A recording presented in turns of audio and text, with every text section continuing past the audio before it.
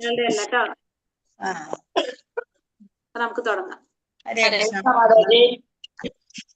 ഹരേ കൃഷ്ണ മാതാജി. ഹരേ കൃഷ്ണ. ഹരേ കൃഷ്ണ മാതാജി. പ്രണാമം. ഹരേ കൃഷ്ണ മാതാജി. മാതാജി. ഹരേ കൃഷ്ണ മാതാജി. ഹരേ ഹരേ കൃഷ്ണ. ഹരേ കൃഷ്ണ. എല്ലാവർക്കും പ്രണാമം. അപ്പൊ ഭക്തിരസാമൃതം അറ്റൻഡ് ചെയ്തവർക്ക് ലീവ് ചെയ്യാം. ഉപദേശാമൃതം പഠിക്കാനുള്ളവർക്ക് ഇരിക്കാം. രണ്ടും മെൽത്തിരിയുടെ ക്ലാസ് ആണ്. പക്ഷെ ഒന്ന് ഭക്തിരസാമൃത സിന്ധു, ഒന്ന് ഈശോ ഉപദേശാമൃതം, അത്ര വ്യത്യാസം. ഹരേ കൃഷ്ണ. അപ്പൊ എല്ലാവർക്കും പ്രണാമം. ഹരേ കൃഷ്ണ. ഓം ഭഗവതേ വാസുദേവായ. ഓം നമോ ഭഗവതേ വാസുദേവായ. ഓം നമോ ഭഗവതേ വാസുദേവായ. ഓം അജ്ഞാനതിമിരാന്തസ്യ ജ്ഞാനാഞ്ജനാശലാകയ ചക്ഷുരുന്മീലിതം യേന തസ്മൈ ശ്രീഗുരവേ നമഃ. നമോ വിഷ്ണുപാദായ കൃഷ്ണപ്രേഷ്ഠായ ഭൂതലേ ശ്രീമതേ ഭക്തിവേദാന്ത സ്വാമിനിതി നാമിനെ. നമസ്തേ സാരസ്വതേ ദേവേ ഗൗരവാണി പ്രചാരിണേ നിർവിശേഷ ശൂന്യവാദി പാശ്ചാത്യ ദേശധാരിണേ. ജയ ശ്രീ കൃഷ്ണ ചൈതന്യ പ്രഭു നിത്യാനന്ദ ശ്രീ അദ്വൈത ഗദാധര ശ്രീവാസാദി ഗൗര ഭക്തവൃന്ദ. ഹരേ കൃഷ്ണ കൃഷ്ണ കൃഷ്ണ ഹരേ ഹരേ, ഹരേ രാമ രാമ രാമ ഹരേ ഹരേ. ഹരേ കൃഷ്ണ. ശ്രീ ശ്രീ രാധാ ഗോവിന്ദ് ടെമ്പിൾ ഇസ്കോൺ ബാംഗ്ലൂരിന്റെ ഉപദേശാമൃതം ക്ലാസ്സിലേക്ക് എല്ലാവർക്കും സ്വാഗതം. ഹരേ കൃഷ്ണ. എല്ലാവർക്കും പ്രണാമം. അപ്പൊ നമ്മൾ ഉപദേശാമൃതം മൂന്നാമത്തെ ഉപദേശത്തിലാണെന്ന്. രണ്ട് ഉപദേശം നമ്മൾ പഠിച്ചു. ഏതൊക്കെയായിരുന്നു ആ രണ്ട് ഉപദേശങ്ങള്? ഓരോരുത്തർ പറയാവോ? ഒന്ന് പേര് വിളിക്കാം അല്ലെ? പഠിച്ചില്ലേ എല്ലാവരും? വിളിച്ചോട്ടെ. വിളിച്ചു. വിജയമാതാജി പറഞ്ഞോളൂ ഒന്നാമത്തെ ഉപദേശം. ഒന്നാമത്തെ ആ നോക്കട്ടെ. നോക്കാതെ സംസാരിക്കാനുള്ള സംസാരിക്കാനുള്ള ത്വരയും മനസ്സിന്റെ ത്വരയെയും കോപത്തിന്റെ ത്വരയെയും നാവിന്റെ ത്വരയെയും ജനനേന്ദ്രിയത്തിന്റെ ത്വരയെയും ജീഖയുടെ ത്വരയെയും, ഈ ത്വരകളെല്ലാം യാതൊരുവനാണോ സഹിക്കുന്നത് ആ ധീരൻ ഭൂമിയെ മുഴുവനും ശിക്ഷപ്പെടുത്താൻ കഴിവുള്ളവനാണ്. അതായത് ജിഹ്വാന്ന് വെച്ച നാവ്. മാതാജി. ശരി. ജിഹ്വാന്ന് വെച്ചാല് നാവ് കേട്ടോ. ഇത്രയും കാര്യങ്ങളെ നിയന്ത്രിക്കാൻ സാധിക്കുന്നവൻ, ത്വരയെ നിയന്ത്രിക്കാൻ സാധിക്കുന്നവൻ ധീരനാണ്. അവന് എന്ത് ചെയ്യാൻ സാധിക്കും? ഈ ഭൂമിയെ മുഴുവൻ ശിക്ഷപ്പെടുത്താനായിട്ട് സാധിക്കും. ഇതെന്തെന്ന് എല്ലാവരും വീഡിയോ ഓഫ് ചെയ്തിരിക്കുന്നത്? ആകെ 5-6 പേരുള്ളല്ലോ, 8 പേര്. ബാക്കിയുള്ളവരൊക്കെ ഓഫ് ആണല്ലോ.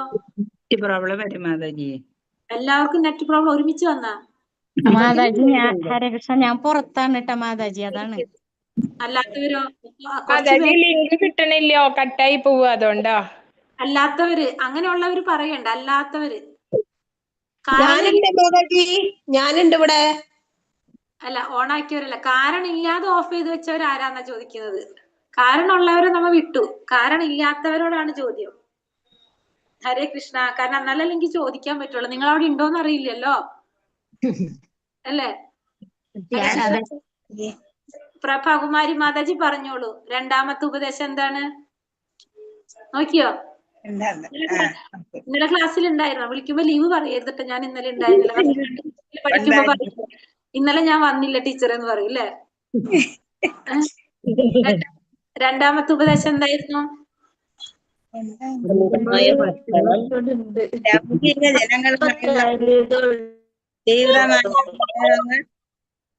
അത്യാഹാരം, കഠിനാധ്വാനം, അമിതമായ ഭക്ഷണം, അമിതമായ അധ്വാനം, യമനിയമങ്ങളിലുള്ള ആസക്തി, എല്ലാവരും പറയല്ലേ? അമിതമായ ഭക്ഷണം, അധ്വാനം, അനാവശ്യ സംസാരം, തീവ്രമായ ആഗ്രഹങ്ങൾ, യമനിയമങ്ങളിൽ ആസക്തി, ലൗകികമായ കൂട്ടുകെട്ട്, ഈ 6 കാര്യങ്ങൾ ഭക്തിയെ നശിപ്പിക്കുന്നതാണ്. ഹരേ കൃഷ്ണ. പറയുന്നവരെ കൊണ്ട് പറയിപ്പിക്കുന്ന നല്ലതല്ലേ? ഹരേ കൃഷ്ണ. ഹരേ കൃഷ്ണ. അപ്പൊ അടുത്തതാരാ പറയുന്നത്? ഒന്നാമത്തെ ഉപദേശവും രണ്ടാമത്തെ ഉപദേശവും ഒരുമിച്ച് പറയാൻ ആർക്ക് പറ്റും? ഒരാള് പറഞ്ഞേ. ഞാൻ പറയട്ടെ മാതാജി? പറഞ്ഞോളൂ. ഞാൻ പറയട്ടെ? വേണ്ട, പറഞ്ഞ ആളോട് ഇരിക്കുക. പറയാത്ത ആള് പറയട്ടെ. എല്ലാവർക്കും പറയണ്ടേ? സംസാരിക്കാനുള്ള വാസനയും മനസ്സിന്റെ ത്വരയെയും. ഞാൻ പറഞ്ഞത് എന്താ മാതാജി? പറഞ്ഞ ആൾ അവിടെ ഇരിക്കുക. പറയാത്ത ആള് പറയട്ടെ അല്ലേ? പറയാത്ത ആൾക്ക് ചാൻസ് കൊടുക്കണ്ടേ? എല്ലാവർക്കും ചാൻസ് കൊടുക്കണ്ടേ? വേറൊരാള് പറഞ്ഞു. ഞാൻ പറയാം മാതാജി. വാക്കിന്റെ ത്വരയെയും മനസ്സിന്റെ ത്വരയെയും ക്രോധത്തിന്റെ ത്വരയെയും വയറിന്റെ ത്വര, നാവിന്റെ ത്വര, ജനനേന്ദ്രിയ ത്വര, ഈ 6 ത്വരകളെയും അടക്കാൻ കഴിവുള്ളത് ധീരൻ. ഈ ഭൂമിയെ മുഴുവൻ ശിക്ഷപ്പെടുത്തുവാൻ കഴിവുള്ളവനായിരിക്കും. ഒന്നാമത്തെ. രണ്ടാമത്തത്, അമിതമായ ഭക്ഷണം, അമിതമായ അധ്വാനം, അനാവശ്യമായ സംസാരം, യമനിയമങ്ങളിൽ അമിതമായ ആസക്തി അല്ലെങ്കിൽ അവയെ പാടെ ഒഴിവാക്കൽ, ലൗകിക ജനങ്ങളുമായുള്ള കൂട്ടുകെട്ട്, ഈ 6 കാര്യങ്ങൾ എന്ത് ചെയ്യും? ഭക്തിയെ നശിപ്പിക്കും. ഭക്തിയെ നശിപ്പിക്കും. ഭക്തിയെ നശിപ്പിക്കുന്നതാണ്. വേറെ ആർക്കാ നന്നായിട്ട് ഒന്നും കൂടി പറയാൻ പറ്റുന്നത്? ഞാൻ പറയട്ടെ മാതാജി? പറഞ്ഞോളൂ. ഞാൻ പറയട്ടെ മാതാജി? ഒരാളിപ്പോ തന്നെ പറയാന്ന് പറഞ്ഞത് ആരാണോ അവര് പറഞ്ഞോളൂ. ഒന്നാമത്തെ ഉപദേശം: വാക്ക്, മനസ്സ്, ക്രോധം, നാക്ക്, ഉദരം, ഉപസ്ഥം എന്നിവയുടെ ത്വരകളെ സഹിക്കാൻ കഴിയുന്നവൻ ധീരനാണ്. അവന് ലോകം മുഴുവൻ ശിഷ്യന്മാർ ഉണ്ടാക്കുന്നതിനുള്ള അർഹതയുണ്ട്.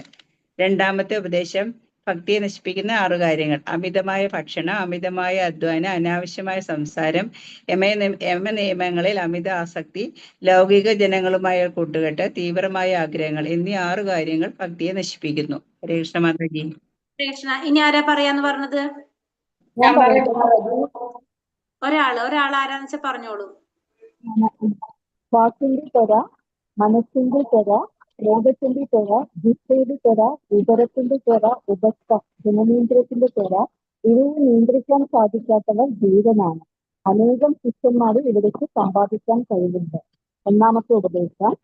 രണ്ടാമത്തെ ഉപദേശം: ഭക്തിയെ നശിപ്പിക്കുന്നത് അമിതമായ ഭക്ഷണം, അമിതമായ അധ്വാനം, അനാവശ്യ സംസാരം, യമനിയമങ്ങളിൽ കൂടുതൽ ആസക്തി, തീവ്രമായ ആഗ്രഹങ്ങൾ, ലൗകിക വിഷയങ്ങളെ കുറിച്ച് കൂടുതൽ സംസാരിക്കും. ഇവയെല്ലാം ഭക്തിയെ നശിപ്പിക്കുന്നു. ഇത് രണ്ടാമത്തെ ഉപദേശം. ഹരേ കൃഷ്ണ. ഇനി ആരാ പറയുന്ന? ഒരാളും കൂടി പറഞ്ഞേ. ഞാൻ പറയട്ടെ മാതാജി? വാക്കിന്റെ ത്വര, മനസ്സിന്റെ ത്വര, ക്രോധത്തിന്റെ ത്വര, നാവിന്റെ ത്വര, ഉദരത്തിന്റെ ത്വര, ജനനേന്ദ്രിയത്തിന്റെ ത്വര ഇവയെല്ലാം സഹിക്കാൻ കഴിയുന്ന ആൾ ധീരനാണ്. അവന് ഭൂമിയിൽ ശിഷ്യന്മാരെ ശിഷ്യപ്പെടുത്താൻ കഴിയും. അങ്ങനെയല്ലേ? ഭൂമിയെ മുഴുവൻ ശിഷ്യപ്പെടുത്താൻ സാധിക്കും, അല്ലെങ്കിൽ സാധിക്കും. രണ്ടാമത്തെ ശ്ലോകം: കൃഷ്ണഭക്തി നശിച്ചു പോകുന്ന 6 കാര്യങ്ങൾ: അമിതമായ ഭക്ഷണം, അനാവശ്യമായ സംസാരം, അമിതമായ അധ്വാനം, യമനിയമങ്ങളിൽ ആസക്തി, ലൗകിക ജനങ്ങളുമായുള്ള കൂട്ടുകെട്ട്, തീവ്രമായ ആഗ്രഹങ്ങൾ. ഈ 6 കാര്യങ്ങൾ ഭക്തിയെ നശിപ്പിക്കുന്നു. ഭക്തിയെ നശിപ്പിക്കുന്ന 6 കാര്യങ്ങൾ അല്ലെ?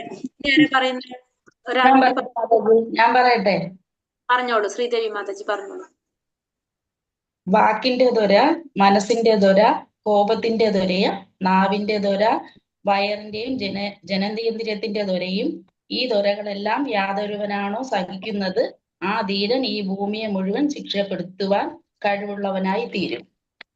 രണ്ടാമത്തെ: കൃഷ്ണഭക്തി നശിച്ചു പോകുന്ന 6 കാരണങ്ങൾ: അമിതമായ ഭക്ഷണം, അമിതമായ അധ്വാനം, അനാവശ്യമായ സംസാരം, യമനിയമങ്ങളിലുള്ള ആസക്തി, ലൗകിക ജനങ്ങളുമായിട്ടുള്ള കൂട്ടുകെട്ട്, തീവ്രമായ ആസക്തി. ഇവയാണ് കൃഷ്ണഭക്തി നശിച്ചു പോകുന്ന 6 കാരണങ്ങൾ. മാതാജി പറഞ്ഞോളൂ. മാതാജി. വാക്കിന്റെ ത്വര, മനസ്സിന്റെ ത്വര, ക്രോധത്തിന്റെ ത്വര, നാവിന്റെ ത്വര, വയറിന്റെ ത്വര, ജനനേന്ദ്രിയത്തിന്റെ ത്വര ഇത് നിയന്ത്രിക്കുവാൻ കഴിയുന്നവൻ ധീരനാണ്. അവൻ ഭൂമിയെ മുഴുവൻ ശിഷ്യപ്പെടുത്താൻ സാധിക്കും. പിന്നെ ശ്ലോകം 2: ഭക്തിയെ നശിപ്പിക്കുന്ന 6 കാര്യങ്ങൾ: അമിതമായ ഭക്ഷണം, അമിതമായ പ്രയത്നം, അനാവശ്യ സംസാരം, യമനിയമത്തിലുള്ള ആസക്തി, ലൗകിക ജനങ്ങളുമായുള്ള കൂട്ടുകെട്ട്, തീവ്രമായ ആഗ്രഹം. ഈ 6 കാര്യങ്ങൾ ഭക്തിയെ നശിപ്പിക്കും. ഹരേ കൃഷ്ണ മാതാജി. ഹരേ കൃഷ്ണ. പ്രഭുക്കന്മാർ ആരെങ്കിലും പറയുന്നുണ്ടോ? എല്ലാ മാതാജിമാരാ പറഞ്ഞ. ആരെങ്കിലും പറയുന്നുണ്ടോ? പ്രഭുക്കന്മാരുണ്ടോ ഇതിൽ? ആരെങ്കിലും പറയാനുണ്ടോ? അവർക്ക് ചാൻസ് കൊടുത്തില്ല എന്ന് വേണ്ടല്ലോ. ഹരേ കൃഷ്ണ. ആരെങ്കിലും പറയുന്നുണ്ടോ? പ്രഭുക്കന്മാരാരെങ്കിലും പറയുന്നുണ്ടോ? ഇല്ല. ഉണ്ടാവും, ആരും ഇല്ലാതിരിക്കില്ലല്ലോ. ഫുള്ള് മാതാജിമാരെ ക്ലാസ് ആണ് ഇത് നമ്മളുടെ. അല്ലല്ലോ, അതെ, കണ്ണം പ്രഭു ഉണ്ട്. പിന്നെ ആരാ? മോഹൻദാസ് പ്രഭു ഒന്നും കേറിയിട്ടില്ല എന്ന്. ഇല്ലല്ലോ. വിനോദ് പ്രഭുവോ ഉണ്ടല്ലോ, വിനോദ് പ്രഭു ഉണ്ട്. രണ്ടുപേരെ ഞാൻ കണ്ടു. പിന്നെ ഹരേ കൃഷ്ണ. അപ്പോ നമ്മള് ഒന്നാമത്തെ ഉപദേശം എന്തായിരുന്നു? ഒരു ഗുരുവിന് വേണ്ട യോഗ്യതകളിൽ എങ്ങനെയുള്ള ഒരു വ്യക്തിയാണ് ഗുരുവായിരിക്കേണ്ടത്, ശിഷ്യന്മാരെ സ്വീകരിക്കാൻ സാധിക്കും. നമുക്കറിയാം, വാചോവേഗം, മനസാക്രോധവേഗം, ജിഹ്വാവേഗം, ഉദര ഉപസ്ഥവേഗം, ഏതാൻ വേഗാനിയ വിഷഹേദ ധീരഃ സർവാമപീമാം പൃഥിവീം സശിഷ്യ. വാക്ക്, മനസ്സ്, ക്രോധം, ജിഹ്വ, ഉദരം, ഉപസ്ഥം, ഈ 6 കാര്യങ്ങളുടെ ത്വരകളെ നിയന്ത്രിക്കാൻ സാധിക്കുന്നവൻ ധീരനാണ്. ഈ ഭൂമിയെ മുഴുവൻ ശിഷ്യപ്പെടുത്താനായിട്ട് അവന് യോഗ്യതയുണ്ടെന്നാണ് ഒന്നാമത്തെ ഉപദേശം നമ്മൾ കണ്ടത്. രണ്ടാമത്തത്, ഒരു ഭക്തിയെ നശിപ്പിക്കുന്ന 6 കാര്യങ്ങളാണ് രണ്ടാമത്തെ ഉപദേശത്തിൽ പറയുന്നത്. അത്യാഹാര പ്രയാസശ്ച പ്രജൽപ നിയമാഗ്രഹഃ ജനസംഘശ്ച ലൗല്യം ച ഷഡ്ഭിർ ഭക്തിർ വിനശ്യതി. അതായത് അമിതമായ ഭക്ഷണം, പിന്നെന്താണ് പ്രയാസശ്ച അമിതമായ അധ്വാനം, കഠിനാധ്വാനം, പിന്നെ പ്രജൽപ്പം അനാവശ്യമായ സംസാരം, നിയമാഗ്രഹ യമനിയമങ്ങളിൽ ആസക്തി, പിന്നെ വന്നിട്ട് ജനസംഘം ഭൗതികമായിട്ടുള്ള ജനങ്ങളുമായിട്ടുള്ള കൂട്ടുകെട്ട്, പിന്നെ ലൗല്യം തീവ്രമായിട്ടുള്ള ആഗ്രഹങ്ങൾ. ഈ 6 കാര്യങ്ങള് നമ്മുടെ കൃഷ്ണഭക്തി നശിപ്പിക്കുന്നതാണെന്ന് രണ്ടാമത്തെ ഉപദേശത്തില് കണ്ടു. അപ്പൊ 1, 2 ഉപദേശങ്ങൾ എല്ലാവർക്കും മനസ്സിലായോ? ഹരേ കൃഷ്ണ.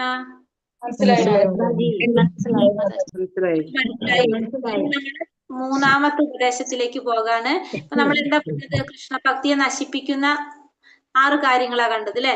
ഇനി കൃഷ്ണഭക്തിയെ പ്രോത്സാഹിപ്പിക്കുന്ന 6 കാര്യങ്ങളാണ് ഇനി നമ്മള് മൂന്നാമത്തെ ഉപദേശത്തിൽ കാണുന്നത്. എന്റെ വോയിസ് ബ്രേക്ക് ആവുന്നുണ്ടോ? ഇല്ല. മൂന്നാമത്തത് ഭക്തിയെ പ്രോത്സാഹിപ്പിക്കുന്ന 6 കാര്യങ്ങൾ. ഇപ്പൊ നമ്മൾ ഭക്തിയെ നശിപ്പിക്കുന്ന 6 കാര്യങ്ങൾ കണ്ടു. ഇനി ഭക്തിയെ പ്രോത്സാഹിപ്പിക്കുന്ന 6 കാര്യങ്ങളാണ് മൂന്നാമത്തെ ഉപദേശത്തിൽ പറയുന്നത്. എന്താ പറയുന്നത്? ഓം നമോ ഭഗവതേ വാസുദേവായ. ഉത്സാഹ നിശ്ചയ ധൈര്യാത് തത്തത് കർമ്മ പ്രവർത്തനാത് സംഗത്യാഗ സതോ വൃത്തേ ഷഡ്ഭിർ ഭക്തി പ്രസിദ്ധ്യതി. ഉത്സാഹ നിശ്ചയ ധൈര്യാത്. ഉത്സാഹം, നിശ്ചയം, ധൈര്യം. ഉത്സാഹാത് നിശ്ചയാത് ധൈര്യാത് തത്തത് കർമ്മ പ്രവർത്തനാത്. തത്തത് കർമ്മ പ്രവർത്തനാത് അതായത് ഭക്തിയുടെ സേവനത്തിന്റെ അനുകൂലമായിട്ടുള്ള പ്രവർത്തനങ്ങൾ ചെയ്യുക.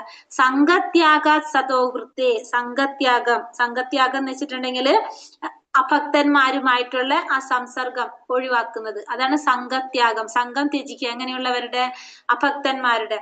സതോവൃത്തെ എന്ന് വെച്ചിട്ടുണ്ടെങ്കിൽ നല്ല എന്താ പറയാ, സതോവൃത്തി എന്ന് വെച്ചിട്ടുണ്ടെങ്കിൽ സത് വ്യക്തികളുടെ, അതായത് പൂർവാചാര്യന്മാരുടെ കാലടികള് പിന്തുടർന്നുകൊണ്ടും. ഷഡ്ഭിർ ഭക്തി പ്രസിദ്ധ്യതി. ഭക്തിയെ പ്രോത്സാഹിപ്പിക്കുന്ന 6 കാര്യങ്ങളാണ്. 6 തരത്തില് നമുക്ക് എന്ത് ചെയ്യാം? ഈ 6 കാര്യങ്ങൾ ചെയ്തുകൊണ്ട് നമുക്ക് ഭക്തിയെ പ്രോത്സാഹിപ്പിക്കാനായിട്ട് സാധിക്കും. അപ്പൊ ഉത്സാഹം നിശ്ചയ ധൈര്യാത് തത്തത് കർമ്മ പ്രവർത്തനാത് സംഘത്യാഗ സതോവൃത്തെ ഷഡ്ഭിർ ഭക്തി പ്രസിദ്ധ്യതി. ഉത്സാഹാത് നിശ്ചയാത് ധൈര്യാത് തത്തത് കർമ്മ പ്രവർത്തനാത് സംഘത്യാഗ സതോവൃത്തെ ഷഡ്ഭിർ ഭക്തി പ്രസിദ്ധ്യതി. ഉത്സാഹം കൊണ്ട്. ഉത്സാഹാത് എന്ന് വെച്ചാൽ ഉത്സാഹം കൊണ്ട്. നിശ്ചയം എന്ന് വെച്ചാൽ വിശ്വാസം. വിശ്വാസം ഓർമ്മ വന്നില്ലെങ്കിൽ നിശ്ചയാലും പറയാം. ഉത്സാഹാത് നിശ്ചയാത് ധൈര്യാത്. ധൈര്യം എന്ന് വെച്ചാൽ ക്ഷമ. അപ്പൊ ഉത്സാഹാത് നിശ്ചയാത് ധൈര്യം. ഉത്സാഹം കൊണ്ടും നിശ്ചയം കൊണ്ടും ധൈര്യം കൊണ്ടും, അല്ലെങ്കിൽ ഉത്സാഹം കൊണ്ടും നിശ്ചയം എന്ന് വെച്ചാൽ വിശ്വാസം കൊണ്ടും ധൈര്യം ക്ഷമ കൊണ്ടും. ഉത്സാഹം കൊണ്ടും വിശ്വാസം കൊണ്ടും ക്ഷമ കൊണ്ടും. തത്തത് കർമ്മ പ്രവർത്തന എന്ന് വെച്ചാല് ഭക്തിയുടെ സേവനത്തിന് അനുകൂലമായിട്ടുള്ള പ്രവർത്തനങ്ങൾ കൊണ്ട്. അനുകൂലമായ പ്രവർത്തനങ്ങൾ കൊണ്ടും. സംഘത്യാഗ സതോവൃത്തെ. അഭക്തന്മാരുമായിട്ടുള്ള സംഘം ത്യജിക്കുന്നത് കൊണ്ടും. സതോവൃത്തെ ആചാര്യന്മാരുടെ കാലടിപ്പാടുകൾ പിന്തുടരുന്നതും ഭക്തിയെ പ്രോത്സാഹിപ്പിക്കുന്നതാണ്. ഭക്തിയിലേക്ക് പുരോഗമിപ്പിക്കുന്ന 6 കാര്യങ്ങളാണ് ഈ പറയുന്നത്. അപ്പൊ ഇവിടെ സംഘത്യാഗം എന്ന് പറഞ്ഞാൽ നമ്മൾ എന്താണ്? അഭക്തന്മാരുമായിട്ടുള്ള സംസർഗം ഉപേക്ഷിക്കുക അല്ലെ. ഭക്തന്മാരെല്ലാവരുമായിട്ടുള്ള കൂട്ടുകെട്ട് നമ്മൾ ഒഴിവാക്കണം എന്ന് പറഞ്ഞു. ഇവിടെ നമ്മളോട് എന്താ പറയണത്? ഭക്തിയെ നശിപ്പിക്കുന്ന കാര്യങ്ങളിലും പറയുന്നത് എന്താണ്? ഈ പറഞ്ഞ ലൗകിക ജനങ്ങളുമായിട്ടുള്ള കൂട്ടുകെട്ട് അല്ലെ? അവിടെയും പറഞ്ഞത് എന്താണ്? ഈ അഭക്തന്മാരുമായിട്ടുള്ള കൂട്ടുകെട്ട്. അപ്പൊ രണ്ടിടത്തും കോമൺ ആയിട്ട് പറയുന്ന ഒരു കാര്യമാണ് അഭക്തന്മാരുമായിട്ടുള്ള കൂട്ടുകെട്ട്. അപ്പൊ നമ്മളെ ഭക്തിയെ നശിപ്പിക്കുന്ന ഒരു പ്രധാന ഘടകമാണ് എന്ത്? അഭക്തന്മാരുമായിട്ടുള്ള കൂട്ടുകെട്ട്. അതായത് ഭക്തി ഇല്ലാത്തവരുമായിട്ടുള്ള ഒരു കൂട്ടുകെട്ട് നമ്മുടെ ഭക്തിയെ നശിപ്പിക്കുന്നതാണ് എന്നാണ് പറയുന്നത്. അപ്പൊ ഭക്തിയെ പ്രോത്സാഹിപ്പിക്കുന്നതിലും പറയുന്നത് എന്താണ്? ഇത്തരത്തിലുള്ളവരുടെ കൂട്ടുകെട്ട് ഒഴിവാക്കാനാണ് പറയുന്നത്. രണ്ടിലും കോമൺ ആയിട്ട് പറയുന്നത് അഭക്തന്മാരുമായിട്ട്, ഭക്തി ഇല്ലാത്തവരുമായിട്ട് നമ്മൾ കൂട്ടുകൂടാൻ പാടില്ല എന്നൊരു പോയിന്റ് ഇവിടെ എടുത്തു പറയുന്നത്. രണ്ടിലും മെയിൻ ആയിട്ട് പറയുന്നതാ. അപ്പൊ ഉത്സാഹം കൊണ്ടും നിശ്ചയം കൊണ്ടും, അതായത് വിശ്വാസം കൊണ്ടും ക്ഷമ കൊണ്ടും പിന്നെന്താണ് ഭക്തിയുടെ സേവനത്തിന് അനുകൂലമായിട്ടുള്ള പ്രവർത്തനങ്ങൾ ചെയ്യുന്നത് കൊണ്ടും പിന്നെ സംഘത്യാഗം, ഭൗതികമായിട്ടുള്ള അല്ലെങ്കിൽ ലൗകികമായിട്ടുള്ള ജനങ്ങളായിട്ടുള്ള കൂട്ടുകെട്ട് ഒഴിവാക്കുന്നത് കൊണ്ടും സത്വവൃത്തെ ആചാര്യന്മാരുടെ കാലടിപ്പാടുകൾ പിന്തുടരുന്നത് കൊണ്ടും നമുക്ക് എന്ത് സാധിക്കും? ഈ 6 കാര്യങ്ങൾ കൊണ്ട് ഭക്തി പ്രോത്സാഹിപ്പിക്കാനായിട്ട് അല്ലെങ്കിൽ ഭക്തിയിൽ പുരോഗമിക്കാനായിട്ട് സാധിക്കും എന്നാണ് മൂന്നാമത്തെ ഉപദേശത്തിൽ പറയുന്നത്. ഉത്സാഹം നിശ്ചയം ധൈര്യാത് തത്തത് കർമ്മ പ്രവർത്തനാത് സംഘത്യാഗ സതോവൃത്തെ ഷഡ്ഭിർ ഭക്തി പ്രസിദ്ധ്യതി. ഉത്സാഹം കൊണ്ടും നിശ്ചയം എന്ന് വെച്ചാൽ എന്താണ്? വിശ്വാസം, ധൈര്യം, ക്ഷമ. ഉത്സാഹം കൊണ്ടും വിശ്വാസം കൊണ്ടും ക്ഷമ കൊണ്ടും തത്തത് കർമ്മ പ്രവർത്തന, എന്താണ്? നമ്മള് ഭക്തിക്ക് അനുകൂലമായിട്ടുള്ള പ്രവർത്തനങ്ങൾ ചെയ്തുകൊണ്ട്, പിന്നെ സംഘത്യാഗം, സംഘത്തെ ത്യജിക്കുക. എങ്ങനെയുള്ള സംഘത്തെ? അഭക്തന്മാരുമായിട്ടുള്ള സംഘത്തെ ത്യജിച്ചുകൊണ്ടും പിന്നെ സതോവൃത്തെ പൂർവാചാര്യന്മാരുടെ കാലടിപ്പാടുകൾ പിന്തുടർന്നുകൊണ്ടും നമുക്ക് എന്ത് സാധിക്കും? ഭക്തിയെ പുരോഗതിയിലേക്ക് കൊണ്ടുവരാനായിട്ട് സാധിക്കും. ഇതാണ് മൂന്നാമത്തെ ഉപദേശം. മനസ്സിലായോ എല്ലാവർക്കും? ഒന്നും കൂടി പറയാമോ മാതാജി? ഹരേ കൃഷ്ണ. ഉത്സാഹം, നിശ്ചയം, ധൈര്യം. ഉത്സാഹം കൊണ്ടും നിശ്ചയം കൊണ്ടും ധൈര്യം കൊണ്ടും. വിശ്വാസമല്ലേ മാതാജി? എന്ത്? നിശ്ചയം പറഞ്ഞ വിശ്വാസമല്ലേ? അതെ, നിശ്ചയം എന്ന് വെച്ചാൽ വിശ്വാസം, ധൈര്യം എന്ന് വെച്ചാൽ ക്ഷമ. ഒന്നാമത്തെ ഉത്സാഹം, നിശ്ചയം, ധൈര്യം. ഉത്സാഹം ഉണ്ടാകണം, നമുക്ക് വിശ്വാസം ഉണ്ടാകണം. നമുക്ക് ഒന്നെന്ത് വേണം? ഉത്സാഹം വേണം. ഭക്തിയിൽ നമുക്ക് ഏറ്റവും അത്യാവശ്യം എന്താണ്? നമ്മൾ ഭയങ്കര ഉത്സാഹിയായിട്ടിരിക്കണം. നമ്മളൊരു കാര്യം ചെയ്യുമ്പോൾ ഭയങ്കര ഉത്സാഹത്തോട് നമ്മൾ ചെയ്യാം. പിന്നെ വിശ്വാസത്തോട് ചെയ്യണം. ഭഗവാനിൽ എന്തുണ്ടാവണം? നമുക്ക് വിശ്വാസം ഉണ്ടാവണം അല്ലെ? ഭക്തി ചെയ്യണമെങ്കിൽ എന്ത് വേണം? ഭഗവാനിൽ വിശ്വാസം ഉണ്ടാവണം. പിന്നെ ധൈര്യം, ക്ഷമ ഉണ്ടാവണം. നമ്മളൊരു കാര്യം ചെയ്തപ്പോ നമ്മൾ നാമം ജപിക്കാൻ പറഞ്ഞു, ഇന്ന് നാമം ജപിച്ചാൽ നാളെ നമുക്ക് അതിന്റെ ഫലം കിട്ടിയെന്ന് പറയാൻ പറ്റില്ല അല്ലെ? നമ്മൾ ക്ഷമയോടെ കാത്തിരിക്കണം. ക്ഷമയോടെ നമ്മൾ അത് ചെയ്തുകൊണ്ടിരിക്കുക. ഭഗവാനിൽ വിശ്വാസം ഉറപ്പിച്ചുകൊണ്ട് ഉത്സാഹത്തോടെ നമ്മൾ എന്ത് ചെയ്യുക? ക്ഷമയോടെ ചെയ്തുകൊണ്ടിരിക്കുക. അങ്ങനെ ചെയ്യുമ്പോഴാണ് നമുക്ക് എന്ത് കിട്ടുന്നത്? അതിന്റെ ഫലം കിട്ടുന്നത്. അപ്പൊ നമ്മള് ഉത്സാഹിയായിരിക്കണം, പിന്നെ നിശ്ചയം ഉണ്ടായിരിക്കണം, വിശ്വാസം ഉണ്ടായിരിക്കണം, ക്ഷമയുണ്ടായിരിക്കണം. പിന്നെന്ത് വേണം? തത്തത് കർമ്മ പ്രവർത്തന, അതായത് എന്ത് പ്രവർത്തനങ്ങൾ? ഭക്തിയെ അനുകൂലമാക്കുന്ന പ്രവർത്തനങ്ങൾ ചെയ്തുകൊണ്ടിരിക്കുക. നമ്മള് ഭക്തിയുടെ സേവനത്തിന് അനുകൂലമായ പ്രവർത്തനങ്ങൾ, അതായത് നമ്മൾ ചെയ്യുന്ന പ്രവർത്തികൾ എന്തായിരിക്കണം? ഭക്തിക്ക് അനുകൂലമായ പ്രവർത്തനങ്ങളായിരിക്കണം. അത്തരത്തിലുള്ള പ്രവർത്തനങ്ങൾ ചെയ്തുകൊണ്ട് ഇപ്പൊ നമ്മള് ഏകാദശി ഉപവാസം എടുക്കുന്നത്, അല്ലെങ്കിൽ ഭഗവത്ഗീത വായിക്കുന്നത്, ഭാഗവതം ക്ലാസ് ഡെയിലി കേൾക്കുന്നത്, ഇതൊക്കെ എന്താണ്? നമ്മളെ സപ്പോർട്ടിങ് ആണ് അല്ലെ? ഭക്തിയിലേക്ക് മുന്നേറാൻ വേണ്ടി സഹായിക്കുന്നതാണ്. അപ്പൊ അത്തരത്തിലുള്ള പ്രവർത്തനങ്ങൾ ചെയ്തുകൊണ്ടും സംഘത്യാഗ സതോവൃത്തെ, സംഘം ത്യജിക്കുക. എങ്ങനെയുള്ള സംഘം ത്യജിക്കണം? അഭക്തന്മാരുമായിട്ടുള്ള സംഘം ത്യജിക്കുന്നത് കൊണ്ടും സതോവൃത്തെ ആചാര്യന്മാരുടെ കാലടികൾ പിന്തുടരുന്നത് കൊണ്ടും നമ്മളെ ഭക്തി ഷഡ്ഭിർ ഭക്തി പ്രസിദ്ധ്യതി, നമ്മുടെ ഭക്തി, ഈ 6 കാര്യങ്ങള് ഭക്തിയെ പുരോഗതിയിലേക്ക് നയിക്കുന്നതാണ്. അപ്പൊ ഉത്സാഹം വേണം, പിന്നെ അതുപോലെ തന്നെ നിശ്ചയം, നമുക്ക് എന്ത് വേണം? വിശ്വാസം വേണം, ക്ഷമ വേണം, പിന്നെ ഭക്തിയുടെ സേവനത്തിന് അനുകൂലമായ പ്രവർത്തനങ്ങൾ ചെയ്യണം, പിന്നെ സംഘം, അതായത് അഭക്തന്മാരുമായിട്ടുള്ള സംഘം ഒഴിവാക്കണം, ആചാര്യന്മാരുടെ കാലടിപ്പാടുകൾ പിന്തുടരണം. ഈ 6 കാര്യങ്ങൾ ചെയ്തുകൊണ്ട് നമുക്ക് ഭക്തിയെ പുരോഗതിയിലേക്ക് കൊണ്ടുവരാനായിട്ട് സാധിക്കും. അപ്പൊ മനസ്സിലായോ എല്ലാവർക്കും? ഹരേ കൃഷ്ണ. മനസ്സിലായി മാതാജി? മനസ്സിലായി മാതാജി. ഒരാള് പറഞ്ഞത് ഭക്തിയിൽ മുന്നേറാൻ വേണ്ട 6 കാര്യങ്ങൾ അല്ലെ? ഭക്തിയുത സേവനത്തിന് ഉത്സാഹം കൊണ്ടും വിശ്വാസം കൊണ്ടും ക്ഷമ കൊണ്ടും ഭക്തിയുത സേവനത്തിന്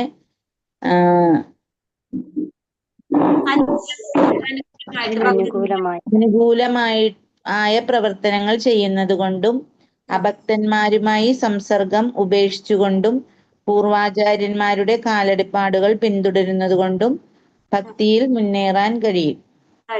അല്ലെ? ഒരാൾ കൂടി പറയാവോ? ഞാൻ പറയാം മാതാജി.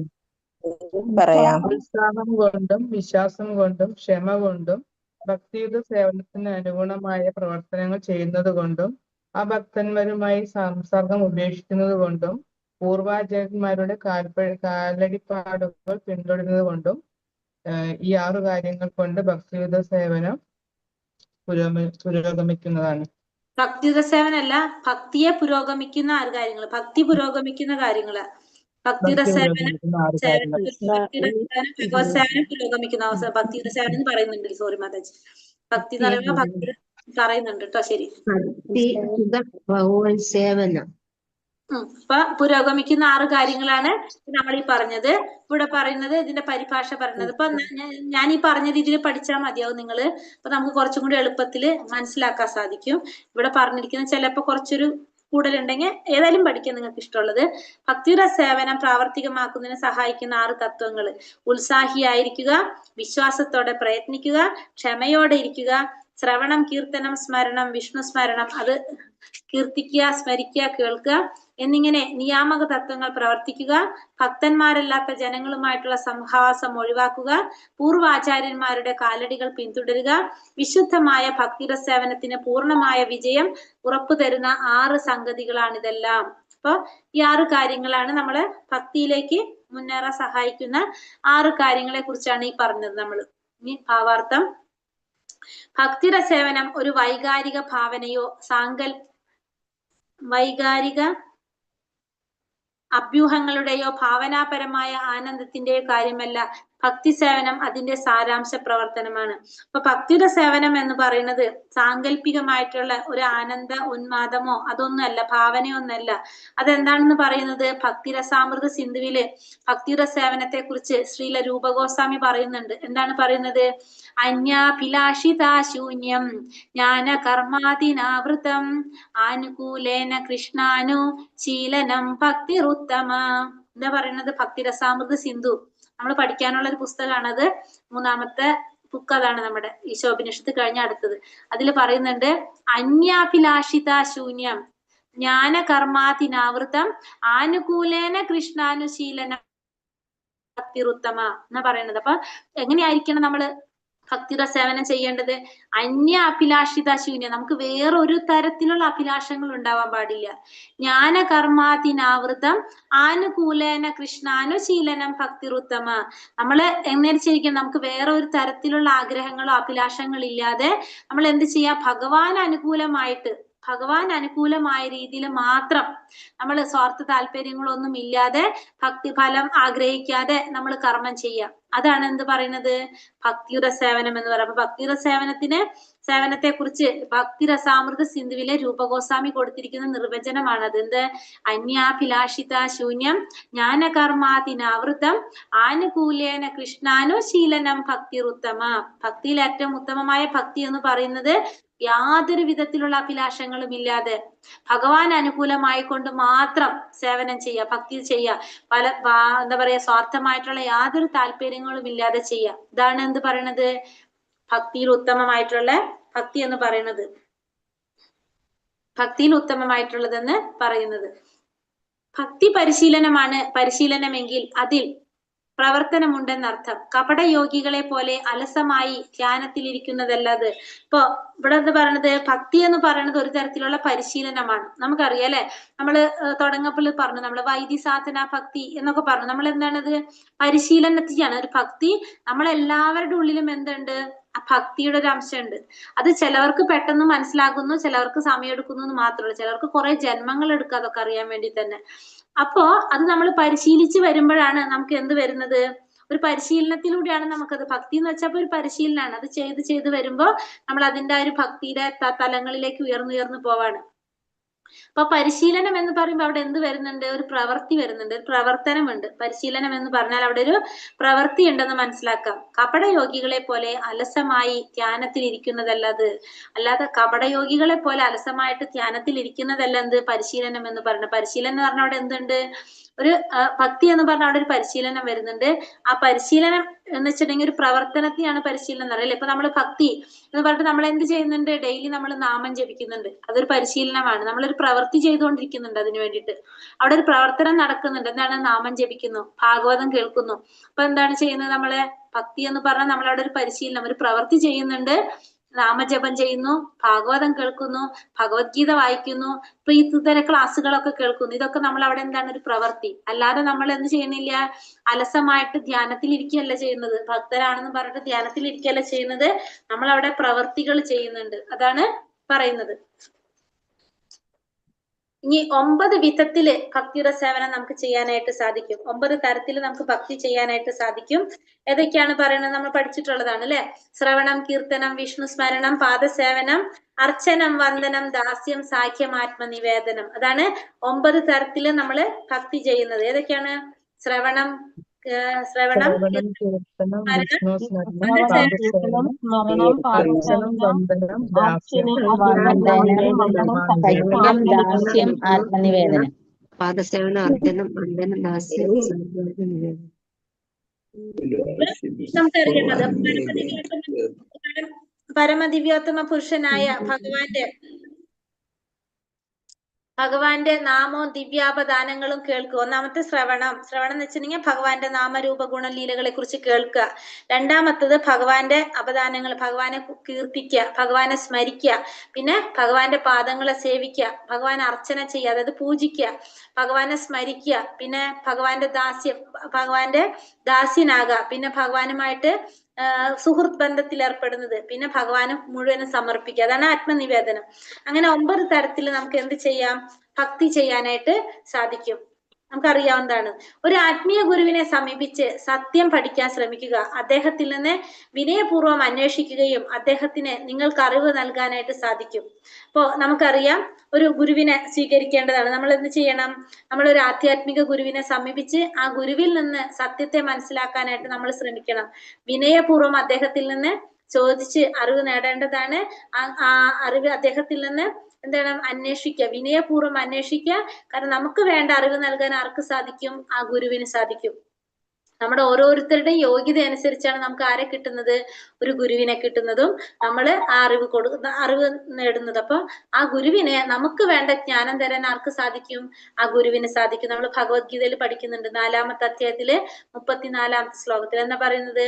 തദ്വിധി പ്രണിപാതേന പരിപ്രശ്നേന സേവയാ ഉപദേശന്തി തേ ജ്ഞാനം ജ്ഞാനിന തത്വദർശിനഃ. എന്താ പറയുന്നത്? അവിടെ പറയുന്നുണ്ട് അല്ലെ? ഒരു ആത്മീയ ഗുരുവിനെ സമീപിച്ച് അദ്ദേഹത്തിൽ നിന്ന് സത്യത്തെ കുറിച്ച് അറിയാൻ ശ്രമിക്കണം. എങ്ങനെയാണ് സമീപിക്കേണ്ടത്? വിനയത്തോടെ ആയിരിക്കണം ആ ഗുരുവിനെ സമീപിക്കേണ്ടത്. ആ ഗുരുവിനെ സാക്ഷാത്കാരം നേടിയത് കൊണ്ട് തന്നെ, ആ ഭഗവാന് പരമസത്യം കണ്ടറിഞ്ഞത് കൊണ്ട് നമുക്ക് വേണ്ട നിർദ്ദേശങ്ങൾ തരാൻ ആർക്ക് സാധിക്കും? ആ ഗുരുവിന് സാധിക്കും. നമ്മള് ഭഗവത്ഗീതയില് പറയുന്നുണ്ടത്. മുണ്ടകോപനിഷത്തിൽ പ്രസ്താവിച്ചിരിക്കുന്നു, തത് വിജ്ഞാനാർത്ഥം സാ ഗുരും ഏവാപി ഗച്ഛത്. അതായത് ആ ദിവ്യമായ അതീന്ദ്രിയ ശാസ്ത്രം മനസ്സിലാക്കാൻ ഒരു യഥാർത്ഥ ആത്മീയ ഗുരുവിനെ സമീപിക്കണം. അപ്പൊ നമുക്ക് ആ യഥാർത്ഥത്തിലുള്ള ഗുരുവിനെ അതീന്ദ്രിയ ശാസ്ത്രമാണ് നമ്മൾ മനസ്സിലാക്കുന്നത്. നമുക്കറിയാം, നമ്മൾ ഈ ഭൗതിക ലോകത്തിൽ നമ്മൾ പഠിക്കുന്ന സബ്ജക്റ്റുകൾ, ഫിസിക്സ്, കെമിസ്ട്രി, ബയോളജി, മാത്സ് എന്തായിക്കോട്ടെ, നമുക്ക് അത് പഠിക്കാനും നമ്മൾ ആരെ സമീപിക്കുന്നുണ്ട്? നമ്മളൊരു ഗുരുവിനെ സമീപിക്കുന്നുണ്ട് അല്ലെ? നമ്മൾ സ്കൂളിൽ അഡ്മിഷൻ എടുത്ത് നമ്മൾ ചേർന്ന് ഓരോ ക്ലാസ് ബൈ ക്ലാസ് ആയിട്ടാണ് നമ്മൾ അത് പഠിച്ചു പോകുന്നത്. അപ്പൊ നമ്മൾ ഓരോ ലെവല് മാറുന്നതിനനുസരിച്ച് നമുക്ക് ഓരോരോ കാര്യങ്ങൾ ഓരോ ക്ലാസ്സിൽ പഠിപ്പിച്ചു തരാണ് ടീച്ചേഴ്സ്. അവരിൽ നിന്നാണ് നമ്മളായ ജ്ഞാനം നേടുന്നത്. അപ്പൊ അതുപോലെ തന്നെ ആത്മീയമായ കാര്യങ്ങൾ, അത് അതീന്ദ്രിയമായ വിഷയങ്ങളാണ്. ഇപ്പൊ നമ്മള് ഫിസിക്സും കെമിസ്ട്രിയും ഒക്കെ എന്ന് വെച്ചാൽ ആ ബുക്ക് വായിച്ച് ടീച്ചർ പറഞ്ഞു തരുമ്പോൾ നമുക്കത് മനസ്സിലാക്കാൻ സാധിക്കും. പക്ഷെ മറ്റേതെന്താണ്? അതീന്ദ്രിയമായ അറിവാണ്. നമ്മൾ പറഞ്ഞു ഭഗവാനെ കുറിച്ചുള്ള കാര്യങ്ങളൊക്കെ അചിന്ത്യമാണ്. നമ്മുടെ ചിന്തകൾക്ക് അപ്പുറത്തുള്ളതാണ് ഭഗവാനെ കുറിച്ചുള്ള കാര്യങ്ങൾ. അപ്പൊ നമുക്കത് മനസ്സിലാക്കും. ഇപ്പൊ നമ്മൾ തന്നെ പറയാണ് ഭഗവാൻ എങ്ങനെയാണ്, ഒരേ സമയം നമുക്കറിയാം ഭഗവാൻ നമ്മൾ ജീവാത്മാക്കളായിട്ട് താരതമ്യപ്പെടുത്തും പറയുന്നത് അല്ലെ, ഗുണത്തില് ഒരുപോലെയാണ് അളവില് വ്യത്യാസമാണെന്ന് പറഞ്ഞു. അപ്പൊ നമ്മൾ പറഞ്ഞു ഗുണത്തില് ഒരുപോലെയാന്ന് പറഞ്ഞപ്പോ നമ്മൾ പറഞ്ഞു ഭഗവാന്റെ എന്താണ് പറയാ, ഭഗവാന്റെ അംശമാണ് ജീവാത്മാവ്. അതേപോലെ തന്നെ അതിന് ഉദാഹരണം നമ്മൾ കടലിലെ വെള്ളമായിട്ട് താരതമ്യപ്പെടുത്തി പറഞ്ഞിട്ടുണ്ടായിരുന്നു. അതായത് ജീവാത്മാവും ഭഗവാനും ഗുണത്തിൽ ഒരുപോലെയാണ്. അപ്പൊ ഗുണങ്ങൾ ഭഗവാനും ജീവാത്മാവിനും കുറെ ഉണ്ട്. ഭഗവാൻ എങ്ങനെയാണ്, സച്ചിദാനന്ദമയനാണ്. ജീവാത്മാവും എന്താണ്, സച്ചിദാനന്ദമയനാണ്. അതും അജനാണ്, നിത്യനാണ്, ശാശ്വതനാണ്. ആത്മാവിന് എന്തില്ല, ജനന മരണങ്ങളില്ല. ഭഗവാനും എങ്ങനെയാണ്, ജനന മരണങ്ങളില്ല, അതീന്ദ്രിയമായിട്ടുള്ളതാണത്. അപ്പൊ അത് ഒരേപോലെയാണ്. പക്ഷെ അതേപോലെ തന്നെ നമ്മൾ പറഞ്ഞത് അളവിൽ വ്യത്യാസമാണ്. കാരണം ഭഗവാന്റെ ഗുണങ്ങളും ജീവാത്മാവിന്റെ ഗുണങ്ങളും തമ്മിൽ വ്യത്യാസമുണ്ട്. ഭഗവാൻ എന്ന് പറഞ്ഞാല് ആ ജീവാത്മാവ് ഭഗവാന്റെ അംശമാണ്. ഭഗവാനാൽ നിയന്ത്രിക്കപ്പെടുന്നതാണ് ആര്, ജീവാത്മാവ്. ജീവാത്മാവ് ഭഗവാന്റെ അധീനതയിലുള്ളതാണ്. ആ ജീവാത്മാവ് എന്ത് ചെയ്യണം എന്ന് തീരുമാനിക്കുന്നത് ആരാണ്, ഭഗവാനാണ്. അപ്പൊ അത് വ്യത്യാസം അവിടെ ഉണ്ട്. അതേപോലെ തന്നെ നമ്മൾ പറഞ്ഞു അത് തമ്മിൽ വ്യത്യാസങ്ങളുണ്ട്, ഭഗവാനും ജീവാത്മാവും തമ്മിലും. എന്താണ് വ്യത്യാസം പറയുന്നത്, ഇതേപോലെ തന്നെ നമുക്ക് ഭഗവാന്റെ അംശമാണ്, ഭഗവാന്റെ എല്ലാ ഗുണങ്ങളും ഉണ്ടെങ്കിലും ഭഗവാന്റേതായ രീതിയിൽ നമുക്കറിയാം ജീവാത്മാവിന് എന്ത് സംഭവിക്കുന്നുണ്ട്, ഈ ഭൗതിക ലോകത്തിലേക്ക് കടക്കുമ്പോൾ ആ ഭൗതിക പ്രകൃതിയുടെ ഗുണങ്ങൾ അതിനെ ബാധിക്കുന്നുണ്ട്. പക്ഷെ ഭഗവാനെ ബാധിക്കുന്നില്ല. ഭഗവാൻ എങ്ങനെയാണ്, ഭഗവാൻ നിർഗുണനാണ്, ഗുണങ്ങൾക്ക് അതീതനാണ് ഭഗവാൻ. പക്ഷെ ജീവാത്മാവോ ആ ഗുണത്തിന് അധീനനാകാണ് ചെയ്യുന്നത്. അപ്പോ നമുക്ക് അങ്ങനെ മനസ്സിലാക്കുമ്പോൾ നമുക്ക് എന്തറിയാം, നമ്മളെ ചിന്തകൾക്ക് അപ്പുറത്താണ് ആര്, ഭഗവാനും ജീവാത്മാവും തമ്മിലുള്ള കാര്യങ്ങൾ. നമുക്ക് മനസ്സിലാക്കാനായിട്ട് നമുക്ക് സാധിക്കും. അപ്പൊ ഇത്തരത്തിലുള്ള കാര്യങ്ങളൊക്കെ നമുക്ക് അറിയണമെങ്കിൽ നമ്മുടെ ചിന്തകൾക്ക് അപ്പുറത്തുള്ള അവിടെ നമുക്ക് ആരാവശ്യമാണ്, നമുക്കൊരു ഗുരു ആവശ്യമാണ്. നമ്മള് ഭൗതികമായ വിഷയങ്ങൾ പഠിക്കാൻ നമ്മളൊരു ഗുരുവിനെ സമീപിക്കുന്നുണ്ടെങ്കിൽ എന്തുകൊണ്ട് നമ്മൾ ആത്മീയ കാര്യങ്ങൾ പഠിക്കാൻ നമ്മളൊരു ഗുരുവിനെ സ്വീകരിക്കുന്നില്ല? കാരണം അതും നമുക്കറിയേണ്ടത് എങ്ങനെയാണ്, ഗുരുവിലൂടെ ആയിരിക്കണം. അല്ലെങ്കിൽ എന്താ സംഭവിക്കും, നമ്മൾ ഈ യൂട്യൂബിൽ നോക്കിയിട്ട് കുറെ ക്ലാസ്സുകൾ ഉണ്ടാവും. നമ്മൾ ഈ പറഞ്ഞ പോലെ തന്നെ ഇന്ദ്രിയങ്ങളെ നിയന്ത്രിക്കാത്ത വ്യക്തികളായിരിക്കും ഇവരൊക്കെ. ഇങ്ങനത്തെ ക്ലാസ്സുകൾ കേൾക്കുമ്പോൾ നമ്മൾ എന്താവും, വഴി തെറ്റി പോവാനായിട്ടുള്ള സാധ്യതയുണ്ട് അല്ലെ. നമ്മളെ ലക്ഷ്യം മാറിപ്പോകും. അതാണ് നമുക്ക് നമ്മൾ എന്തിനാഗ്രഹിക്കുന്നതായ ആനന്ദം കണ്ടെത്താനാണ് നമ്മൾ ശ്രമിക്കുന്നത്. പക്ഷെ നമുക്ക് ആ ആനന്ദത്തിലേക്കോ പരമാനന്ദത്തിലോ എത്താനായിട്ട് നമുക്ക് സാധിക്കണമെന്നില്ല. ഇനി മുണ്ടകോപനിഷത്തില് പറയുന്ന അപ്പൊ നമുക്ക് യഥാർത്ഥത്തിലുള്ള മനസ്സിലാക്കാനായിട്ട് ഒരു യഥാർത്ഥ ആത്മീയ ഗുരുവിനെ സമീപിക്കേണ്ടതാണ്. ഭഗവത് സന്നിധിയിലേക്ക് മടങ്ങുന്നതിനുള്ള സന്ദർഭം ഉത്സാഹപൂർവം ഏവരും സ്വീകരിക്കേണ്ടതാണ്. ഉത്സാഹമില്ലാതെ വിജയിക്കുവാൻ സാധ്യമല്ല. അപ്പൊ ഭഗവാന്റെ സന്നിധിയിലേക്ക് മടങ്ങാനുള്ള സന്ദർഭം നമുക്കതിനൊരു സാധ്യത വന്നു കഴിഞ്ഞാൽ നമ്മൾ അത് എന്ത് ചെയ്യണം, ഉത്സാഹത്തോടെ സ്വീകരിക്കണം. നമ്മളിപ്പോ ഒരു ഭഗവത്ഗീത ക്ലാസ്സിന്റെ ലിങ്ക് കണ്ട് നമ്മൾ എന്ത് ചെയ്യണം, വേഗം കയറി നമ്മൾ അതിൽ രജിസ്റ്റർ ചെയ്ത് ആ ക്ലാസ് കേൾക്കണം. കാരണം ആ ഉത്സാഹത്തോടെ ഭഗവാനെ കുറിച്ച് അറിയാനുള്ള ആഗ്രഹത്തോടെ നമ്മൾ എന്ത് ചെയ്യണം, അത് സ്വീകരിക്കണം. കൃഷ്ണനിൽ നിന്ന് വേർതിരിട്ട് നിൽക്കുന്ന ഒന്നും തന്നെ ഈ പ്രപഞ്ചത്തിലില്ല എന്ന് ഭഗവത്ഗീതയിൽ പറയുന്നുണ്ട്. എല്ലാം ഭഗവാനുമായിട്ട് ബന്ധപ്പെട്ട് നിൽക്കുന്നതാണ്. ഭഗവാനുമായിട്ട് ബന്ധപ്പെട്ട് നിൽക്കാത്ത ഒന്നും ഈ ഭൗതിക പ്രപഞ്ചത്തിലെ. കാരണം ഈ ഭൗതിക പ്രപഞ്ചവും ഈ പ്രപഞ്ചത്തിലുള്ള സർവ്വചരാചരങ്ങളും എല്ലാതും ആരുടെ സൃഷ്ടിയാണ്, ഭഗവാന്റെ തന്നെ സൃഷ്ടിയാണ്. മയാ തദമിദം സർവം ജഗദവ്യക്ത മൂർത്തിന മത്സ്ഥാനി സർവഭൂതാനി നാചാഹും തേഷു വസ്ഥിതഃ. എന്റെ അവ്യക്തമായ രൂപത്തിൽ ഞാൻ ഈ പ്രപഞ്ചം മുഴുവൻ വ്യാപിച്ചിരിക്കുന്നു. എല്ലാ ജീവജാലങ്ങളും എന്നിലുണ്ട്, പക്ഷെ ഞാൻ അവയിലല്ല സ്ഥിതി ചെയ്യുന്നത്.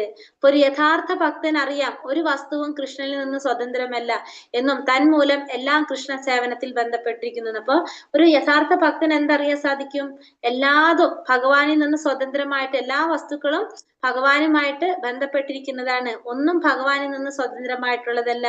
എല്ലാം ഭഗവാന്റെ സേവനത്തിനായിട്ട് ബന്ധപ്പെട്ടിരിക്കുന്നതാണ് എല്ലാ വസ്തുക്കളും എന്ന് ആർക്കറിയാൻ സാധിക്കും, ഒരു യഥാർത്ഥ ഭക്തന് അറിയാനായിട്ട് സാധിക്കും. കൃഷ്ണാവബോധത്തോടു കൂടി ബുദ്ധിപൂർവ്വം നടത്തുന്ന പ്രയത്നത്തെ ഉത്സാഹം എന്ന് പറയുന്നു. അപ്പൊ കൃഷ്ണാവബോധത്തോടു കൂടി ബുദ്ധിപൂർവ്വം നമ്മൾ ചെയ്യുന്ന പ്രയത്നത്തിനെയാണ് നമ്മൾ എന്ത് പറയണത്, ഉത്സാഹം എന്ന് പറയുന്നത്. എല്ലാം ഭഗവാന്റെ സേവനത്തിന് വേണ്ടി പ്രയോജനപ്പെടുത്തക്കവണ്ണം മാർഗങ്ങൾ ശരിപ്പെടുത്താൻ ഭക്തന്മാർക്കറിയാം.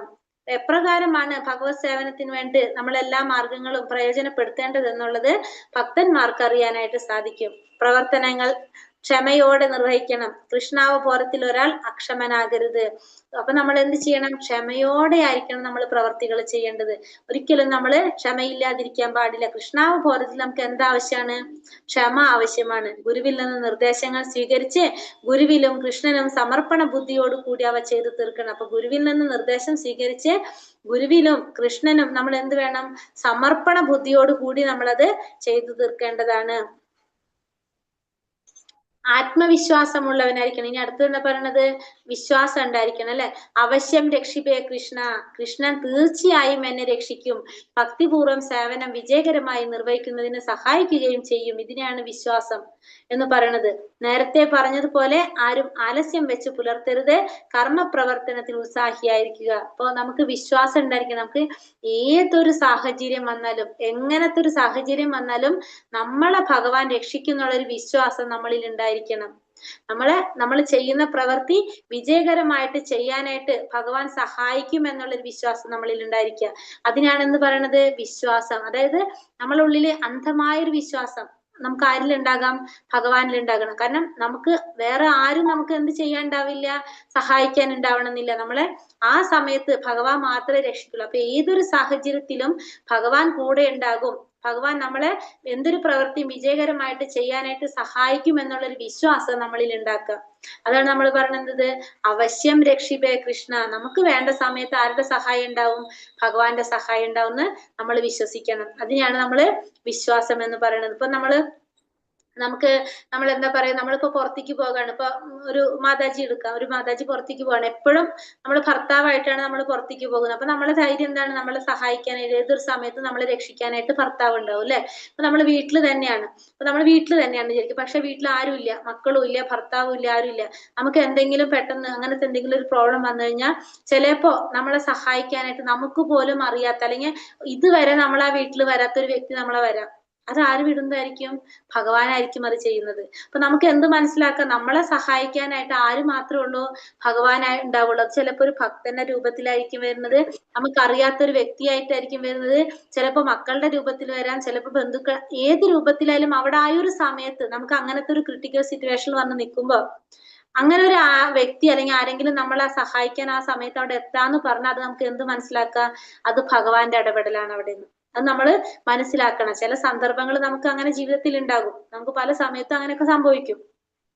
നമ്മൾ അതുവരെ നമ്മളെ സംരക്ഷിച്ചു കൊണ്ടിരുന്നവർക്ക് അത് ആ സമയത്ത് പറ്റണമെന്നില്ല, അല്ലെങ്കിൽ നമുക്കത് അറിയാതെ പോകാം. പക്ഷെ അങ്ങനെ ഒരു ഇടപെടൽ നമുക്ക് അവിടെ കണ്ടു കഴിഞ്ഞാൽ നമുക്ക് അവിടെ മനസ്സിലാക്കാം അത് ആരുടെ ഇടപെടലാണ്? ഭഗവാന്റെ ഇടപെടലാണ്. അപ്പൊ നമ്മൾ എപ്പോഴും വിശ്വസിക്കേണ്ടത് അതിന് അവശ്യം രക്ഷിപ്പേ കൃഷ്ണ. നമുക്ക് ആവശ്യമുള്ള സമയത്ത് നമ്മൾ ആര് രക്ഷിക്കും? ഭഗവാൻ രക്ഷിക്കും. അപ്പൊ എപ്പോഴും നമ്മൾ ആ ഭഗവാനില് നമുക്ക് വിശ്വാസം ഉണ്ടാകുക. പിന്നെ നമ്മള് ആലസ്യം വെച്ച് പുലർത്താൻ പാടില്ല. നമ്മൾ എപ്പോഴും എങ്ങനെ ഇരിക്കണം? ഉത്സാഹിയായിട്ടിരിക്കണം.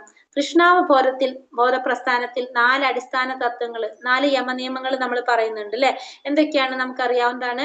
ഒന്നാമത്തെ മത്സ്യം മാംസം മുട്ട ഒഴിവാക്കുക, ചൂതാട്ടം ഒഴിവാക്കുക, ലഹരി പദാർത്ഥങ്ങൾ ഒഴിവാക്കുക, അവിഹിതമായിട്ടുള്ള ബന്ധങ്ങൾ ഒഴിവാക്കുക. ഇതൊക്കെ പാലിക്കാനായിട്ട് എപ്പോഴും ഒരു ഭക്തൻ ഉത്സാഹിയായിരിക്കണം. ഉത്സാഹിയായിരിക്കുക എന്ന് വെച്ചിട്ടുണ്ടെങ്കിൽ യമനിയമങ്ങൾ പാലിക്കണം. പിന്നെ നമ്മൾ എന്ത് ചെയ്യണം? മടി നമുക്കത് ഇല്ലാതായിരിക്കുക. ഇതൊക്കെ ഉത്സാഹത്തിൽ വരുന്നതാണ്.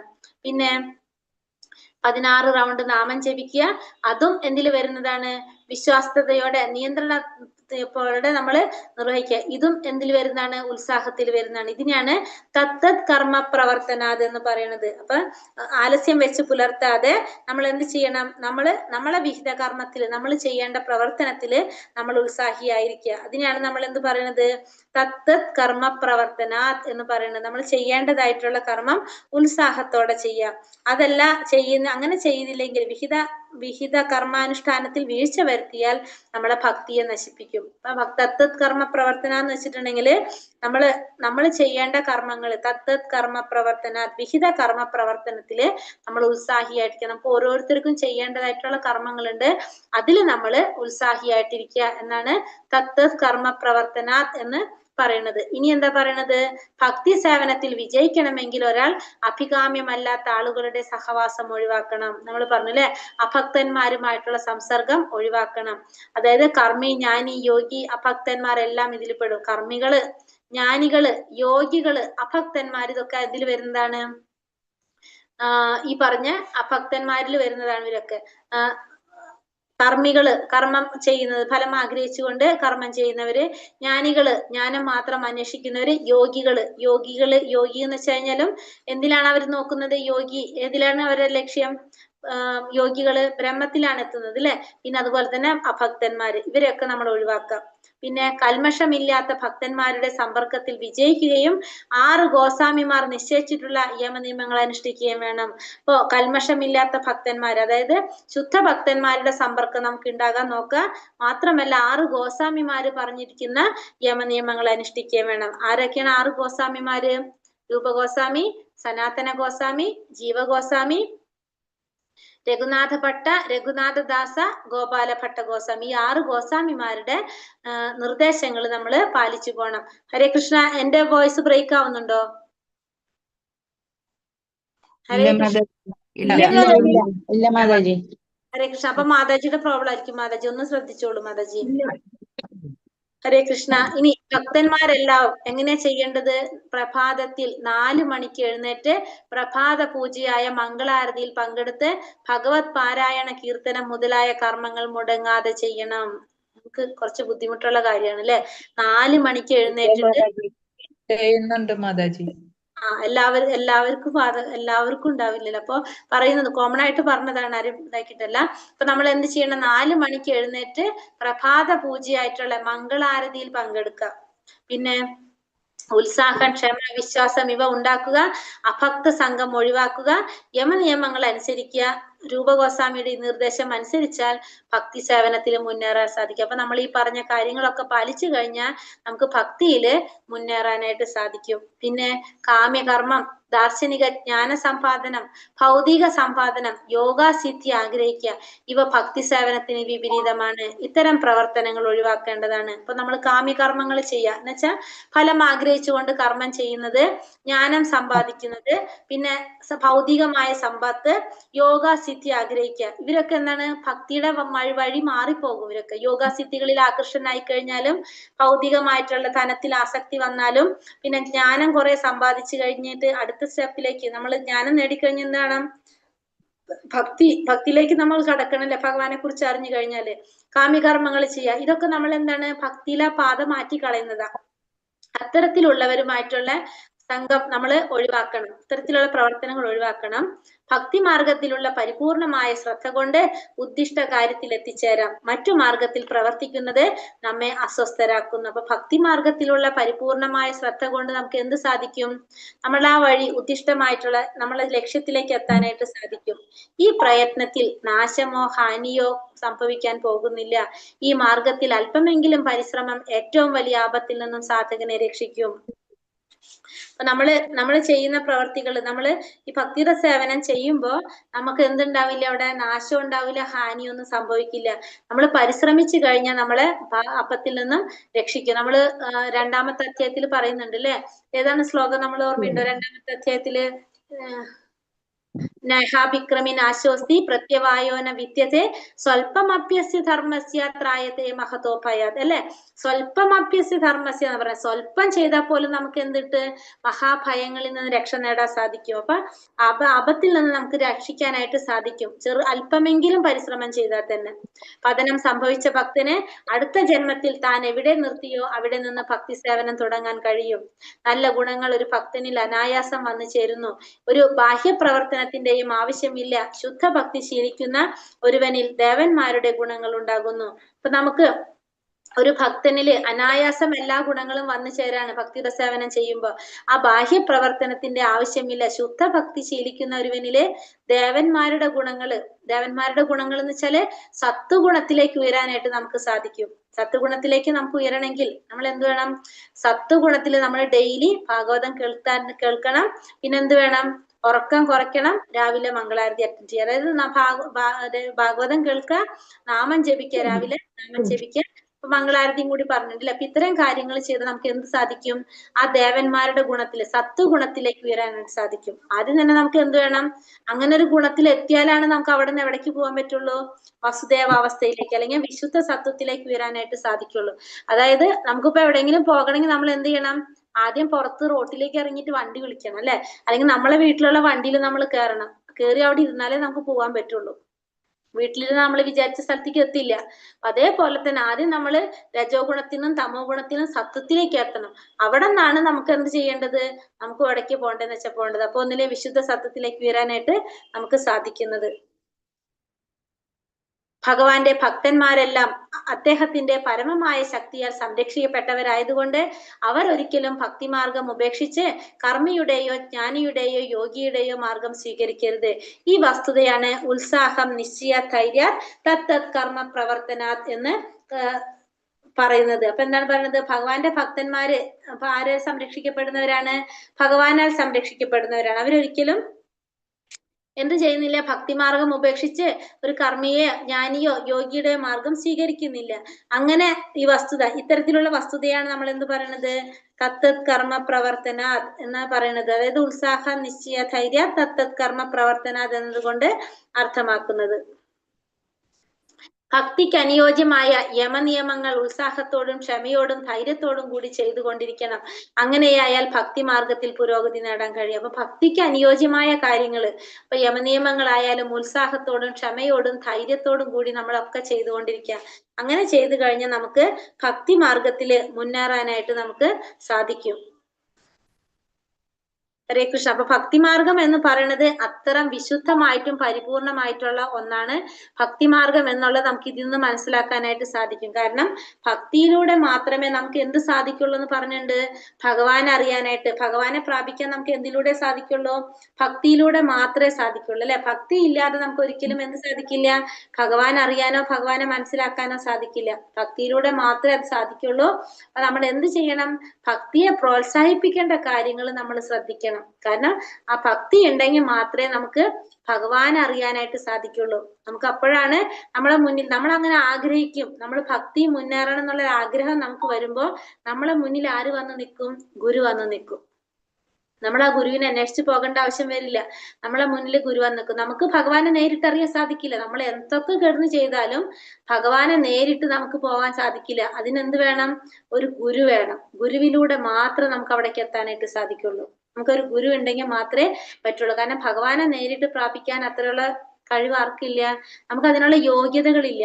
അപ്പൊ നമുക്ക് അവിടെ നമ്മൾ അതിനു വേണ്ടി അവിടെ സഹായിക്കുന്നത് ആരാണ്, ആ ഗുരുവാണ് സഹായിക്കുന്നത്. അപ്പൊ അത് നമ്മൾ ആഗ്രഹിക്കുമ്പോഴാണ് നമുക്കത് കിട്ടുന്നത്. അപ്പൊ അതിന് നമ്മൾ ചെയ്യേണ്ടതായിട്ടുള്ള കുറെ കാര്യങ്ങൾ പറയുന്നുണ്ട് അല്ലെ, തത്വങ്ങൾ പറയുന്നുണ്ട്, നിയാമക തത്വങ്ങൾ. അത് ധർമ്മത്തിന്റെ 4 തൂണുകളാണ് അതൊക്കെ. ആ ധർമ്മം നമ്മൾ പാലിക്കുമ്പോഴാണ് ആ നമ്മളെ മുന്നിൽ ആര് വരുന്നത്, ഗുരു വരുന്നത്. അപ്പൊ നമ്മളെ പ്രയാസം മാറ്റാൻ ആർക്ക് സാധിക്കും, ഗുരുവിനെ സാധിക്കും. നമുക്കറിയാം വ്യാസ മഹർഷി, വ്യാസദേവൻ എന്ത് രചിച്ചു, ഭാഗവതം രചിച്ചു, പുരാണങ്ങൾ രചിച്ചു, ഇതിഹാസങ്ങള്, മഹാഭാരതം ഇതൊക്കെ രചിച്ചു. എന്നിട്ടും വ്യാസമഹർഷിക്ക് എന്ത് വന്നില്ല, ഒരു സംതൃപ്തി വന്നില്ല. പ്രയാസായിരുന്നു. പ്രയാസായപ്പോ വ്യാസമഹർഷിയുടെ മുന്നിൽ ആര് വന്നു, ഗുരുവായ നാരദ മഹർഷി വന്നു അല്ലെ. കാരണം വ്യാസമഹർഷിയുടെ ആ പ്രയാസം മാറ്റാനായിട്ട് ആരവിടെ വരാണ്, ഗുരു വരാണ്. അപ്പൊ നമുക്ക് വേണ്ട പ്രയാസങ്ങൾ മാറ്റിത്തരാൻ ആർക്ക് സാധിക്കാണ്, ആ ഗുരുവിന് സാധിക്കണം. അപ്പൊ ഗുരു മനസ്സിലായി എന്താണ് പ്രയാസത്തിന്റെ കാരണം എന്ന്. അപ്പൊ ഗുരു കറക്റ്റ് ആയിട്ടുള്ള സൊല്യൂഷൻ അവിടെ കൊടുത്തു. നീ എന്ത് ചെയ്യണം, ഭഗവാനെ കുറിച്ച് വിസ്തരിച്ച് എഴുതാൻ പറഞ്ഞു. കാരണം ഇത് ആർക്കാ മനസ്സിലാകുന്നത്, സത്യം കണ്ടെത്തിയിരിക്കുന്ന ആ വ്യക്തിക്ക് മാത്രം, അതായത് ആ പരമസത്യത്തെ അറിഞ്ഞവർക്ക് മാത്രമാണ് ഇത് മനസ്സിലാക്കാൻ സാധിക്കുന്നത്. അപ്പൊ നമ്മള് അങ്ങനത്തെ എത്താത്തത് കൊണ്ട് തന്നെ നമുക്ക് അങ്ങനെയുള്ള ഒരു വ്യക്തിയുടെ സഹായം ആവശ്യമാണ്. അപ്പൊ അതിന് നമ്മൾ എന്ത് ചെയ്യാ, നമ്മൾ ആഗ്രഹിക്കുക, അതിന് വേണ്ടിയിട്ട് പറഞ്ഞിരിക്കുന്ന തത്വങ്ങൾ നമ്മൾ പാലിച്ചു കൊണ്ടുപോകുക. അങ്ങനെ വരുമ്പോഴാണ് നമുക്ക് ആ വഴിയിലേക്ക് കടക്കാൻ സാധിക്കും. ഇപ്പൊ നമ്മളിപ്പോ എല്ലാം പ്രാക്ടീസ് ചെയ്തുകൊണ്ടിരിക്കുകയാണ്. നമുക്ക് എപ്പോഴാണോ നമ്മളൊരു ഗുരുവിനെ നമുക്ക് കിട്ടുന്നത്, അപ്പോഴാണ് നമ്മൾ ശരിയായ മാർഗത്തിലേക്ക് കടക്കുന്നത്. അതുവരെ നമ്മൾ എന്താണ്, നമ്മൾ ഇങ്ങനെ ചെയ്തുകൊണ്ട് ഇപ്പൊ ആ വഴിക്ക് കടന്നിട്ടില്ല. അപ്പൊ നമ്മള് ഏത് വഴിയിലേക്കും പോകാം. നമ്മൾ തിരിഞ്ഞിട്ട് ഇപ്പൊ ഒരു 4 കൂടിയ വഴി നിൽക്കുകയാണെങ്കിൽ നമ്മൾ ആ വഴിയിലേക്ക് എവിടേക്കാണ് പോകേണ്ടതെന്ന് നമുക്ക് അറിഞ്ഞിട്ടില്ല. നമ്മൾ അവിടെ നിൽക്കുന്നുണ്ട്, നമ്മളെല്ലാം ചെയ്യുന്നുണ്ടെങ്കിലും ഏത് വഴിയിലേക്ക് പോകണം എന്നുള്ളത് നമുക്ക് അവിടെ പിടിച്ചുകൊണ്ടുപോകാൻ ഒരാൾ വേണം. അതാണ് ഗുരു. നമ്മൾ ഏത് കറക്റ്റ് ആയിട്ടുള്ള വഴി തിരഞ്ഞെടുക്കണം. അല്ലെങ്കിൽ കുറെ എത്തുമ്പോഴായിരിക്കും നമുക്ക് മനസ്സിലാവുക വഴി തെറ്റി, തിരിച്ചു വന്നിട്ട് പോകണം. അപ്പൊ വീണ്ടും സമയം പിടിക്കും. അപ്പൊ ഓരോ വഴിയും പോയി നോക്കണം. അപ്പൊ നമുക്ക് അവിടെ എന്ത് വേണം, അവിടെ ഒരു ഗുരു നമ്മളെ സഹായിക്കും. ഏതാണ് കറക്റ്റ് വഴി എന്നുള്ളത് നമ്മൾ അതിലേക്ക് കൊണ്ടുപോകാനായിട്ട് ആർക്ക് പറ്റും, ഗുരുവിന് സാധിക്കും. അതിനുള്ള ശ്രമമാണ് നമ്മൾ എന്ത് ചെയ്യുന്നത്. ആ ഗുരു പെട്ടെന്ന് വരില്ല. എന്ത് വേണം? നമ്മളിൽ കുറെ മാലിന്യങ്ങളുണ്ട്. ചേതോദർപ്പണ മാർജനം ഭവമഹാദാവാഗ്നി നിർവാപണം നമ്മൾ കേൾക്കുന്നുണ്ട് അല്ലെ? ശിക്ഷാഷ്ടകത്തിൽ ചൊല്ലുന്ന സൺഡേ സത്സംഗത്തിൽ കേട്ടിട്ടുണ്ടാവും. അതെന്താ പറയണ? നമ്മളെ ഉള്ളിലത്തെ ആ മാലിന്യങ്ങൾ മുഴുവനും മാറിപ്പോകുമ്പോഴാണ് ആര് നമ്മളെ മുന്നിൽ വരിക? ഗുരു വരുന്നുണ്ടാവുക. നമ്മള് നമ്മളത് നാമം ജപിച്ച് ജപിച്ച് ജപിച്ച് നമ്മൾ എന്ത് ചെയ്യണം? നമ്മളെ ഉള്ളിലത്തെ ആ മാലിന്യങ്ങൾ ഇല്ലാതാക്കണം. മാലിന്യമുള്ള സ്ഥലത്ത് ആരും വന്നിരിക്കില്ലല്ലോ. അപ്പൊ അതുകൊണ്ട് നമ്മൾ എന്ത് ചെയ്യണം? അത് ഇല്ലാതാക്കാനായിട്ട്. അതിനാണ് നമ്മൾ എന്ത് ചെയ്യുന്നത്? നാമം ജപിക്കുന്നത്, ഭാഗവതം കേൾക്കുന്നത്, സത്സംഗങ്ങൾ അറ്റൻഡ് ചെയ്യുന്നത്. ഈ 3 കാര്യം നമ്മുടെ മാത്രം കാര്യമാണ്. നമ്മൾ പറഞ്ഞല്ലോ നമ്മുടെ ഉത്തരവാദിത്തമാണ് ഇതൊക്കെ. ശ്രദ്ധ, സാധുസംഘ, ഭജനക്രിയ. ഭഗവാനിൽ വിശ്വാസം ഉണ്ടാക്കുക, പിന്നെന്താണ്? സാധുസംഘം, ഭജനക്രിയകൾ. ഇത്രയും കാര്യങ്ങൾ നമ്മൾ ചെയ്താൽ നമുക്ക് അതിനുള്ള സൊല്യൂഷൻ ആര് തരും? ഭഗവാൻ നമുക്ക് കാണിച്ചു തരും. ഒരു ഗുരുവിലൂടെ നമുക്ക് അതിലേക്ക് ഭഗവാൻ എത്തിച്ചേരും. നമ്മൾ ആഗ്രഹിക്കുക. കാരണം നമ്മളത് ആഗ്രഹിക്കുന്നില്ലെങ്കിൽ ഭഗവാൻ അത് ചെയ്തരില്ല. നമുക്ക് ആഗ്രഹം ഉണ്ടെങ്കിലേ ഭഗവാൻ ചെയ്യേണ്ട ആവശ്യമുള്ളൂ. നമുക്ക് ആഗ്രഹം ഇല്ലാത്ത കാര്യം ഭഗവാൻ ചെയ്യില്ല. എപ്പോഴും നമ്മൾ ഇഷ്ടത്തിനാണ് ഭഗവാൻ ഒക്കെ ചെയ്തു തരുന്നത്. നമ്മൾ പുറത്തേക്ക് പറയും എനിക്ക് ഭയങ്കര ആഗ്രഹമുണ്ട്, പക്ഷെ ഉള്ളിൽ നമ്മൾ ആഗ്രഹിക്കുന്നില്ല എന്നുള്ളത് അവർക്കത് നടക്കാതാവുമ്പോൾ നമുക്ക് മനസ്സിലാക്കാൻ സാധിക്കും. പറയുന്നതും പ്രവർത്തിക്കുന്നതും തമ്മിൽ വ്യത്യാസം ഉണ്ടെന്നുള്ളത്. അത് നമുക്ക് അറിയാനായിട്ട് സാധിക്കും. അപ്പൊ നമ്മൾ എന്ത് ചെയ്യാം? നമുക്ക് നമ്മളുടെ ആഗ്രഹം, നമുക്കത് ആഗ്രഹം ഉണ്ടെങ്കിൽ നമ്മൾ ആ രീതിക്ക് പോവാം. അല്ലെങ്കിൽ പ്രോബ്ലം ഇല്ല, ആ രീതിയിൽ പോകാം. എന്തായാലും നമുക്ക് പ്രോബ്ലം ഇല്ല എന്ന് വിചാരിച്ചിട്ട് നമ്മൾ മുന്നിലേക്ക് പോകാം. ഭഗവാനെ കുറിച്ച് അറിയണം നമ്മൾ ആഗ്രഹിക്കുക എപ്പോഴും. ഹരേ കൃഷ്ണ. നമ്മൾ അധ്യായം 2 3-ാമത്തെ ശ്ലോകം നമ്മൾ കണ്ടു. മനസ്സിലായോ എല്ലാവർക്കും എന്ന് പറഞ്ഞത്? ഉറങ്ങി എല്ലാവരും മിണ്ടാട്ടൊന്നുമില്ല എല്ലാരും. ഉറങ്ങിയൊന്നുമല്ല മാതാജി, കേട്ടോണ്ടെങ്കിൽ ഇരുന്ന് പോയത്. ഹരേ കൃഷ്ണ. ഇന്നെന്താ നമ്മൾ പഠിച്ചത്? ഭക്തിയെ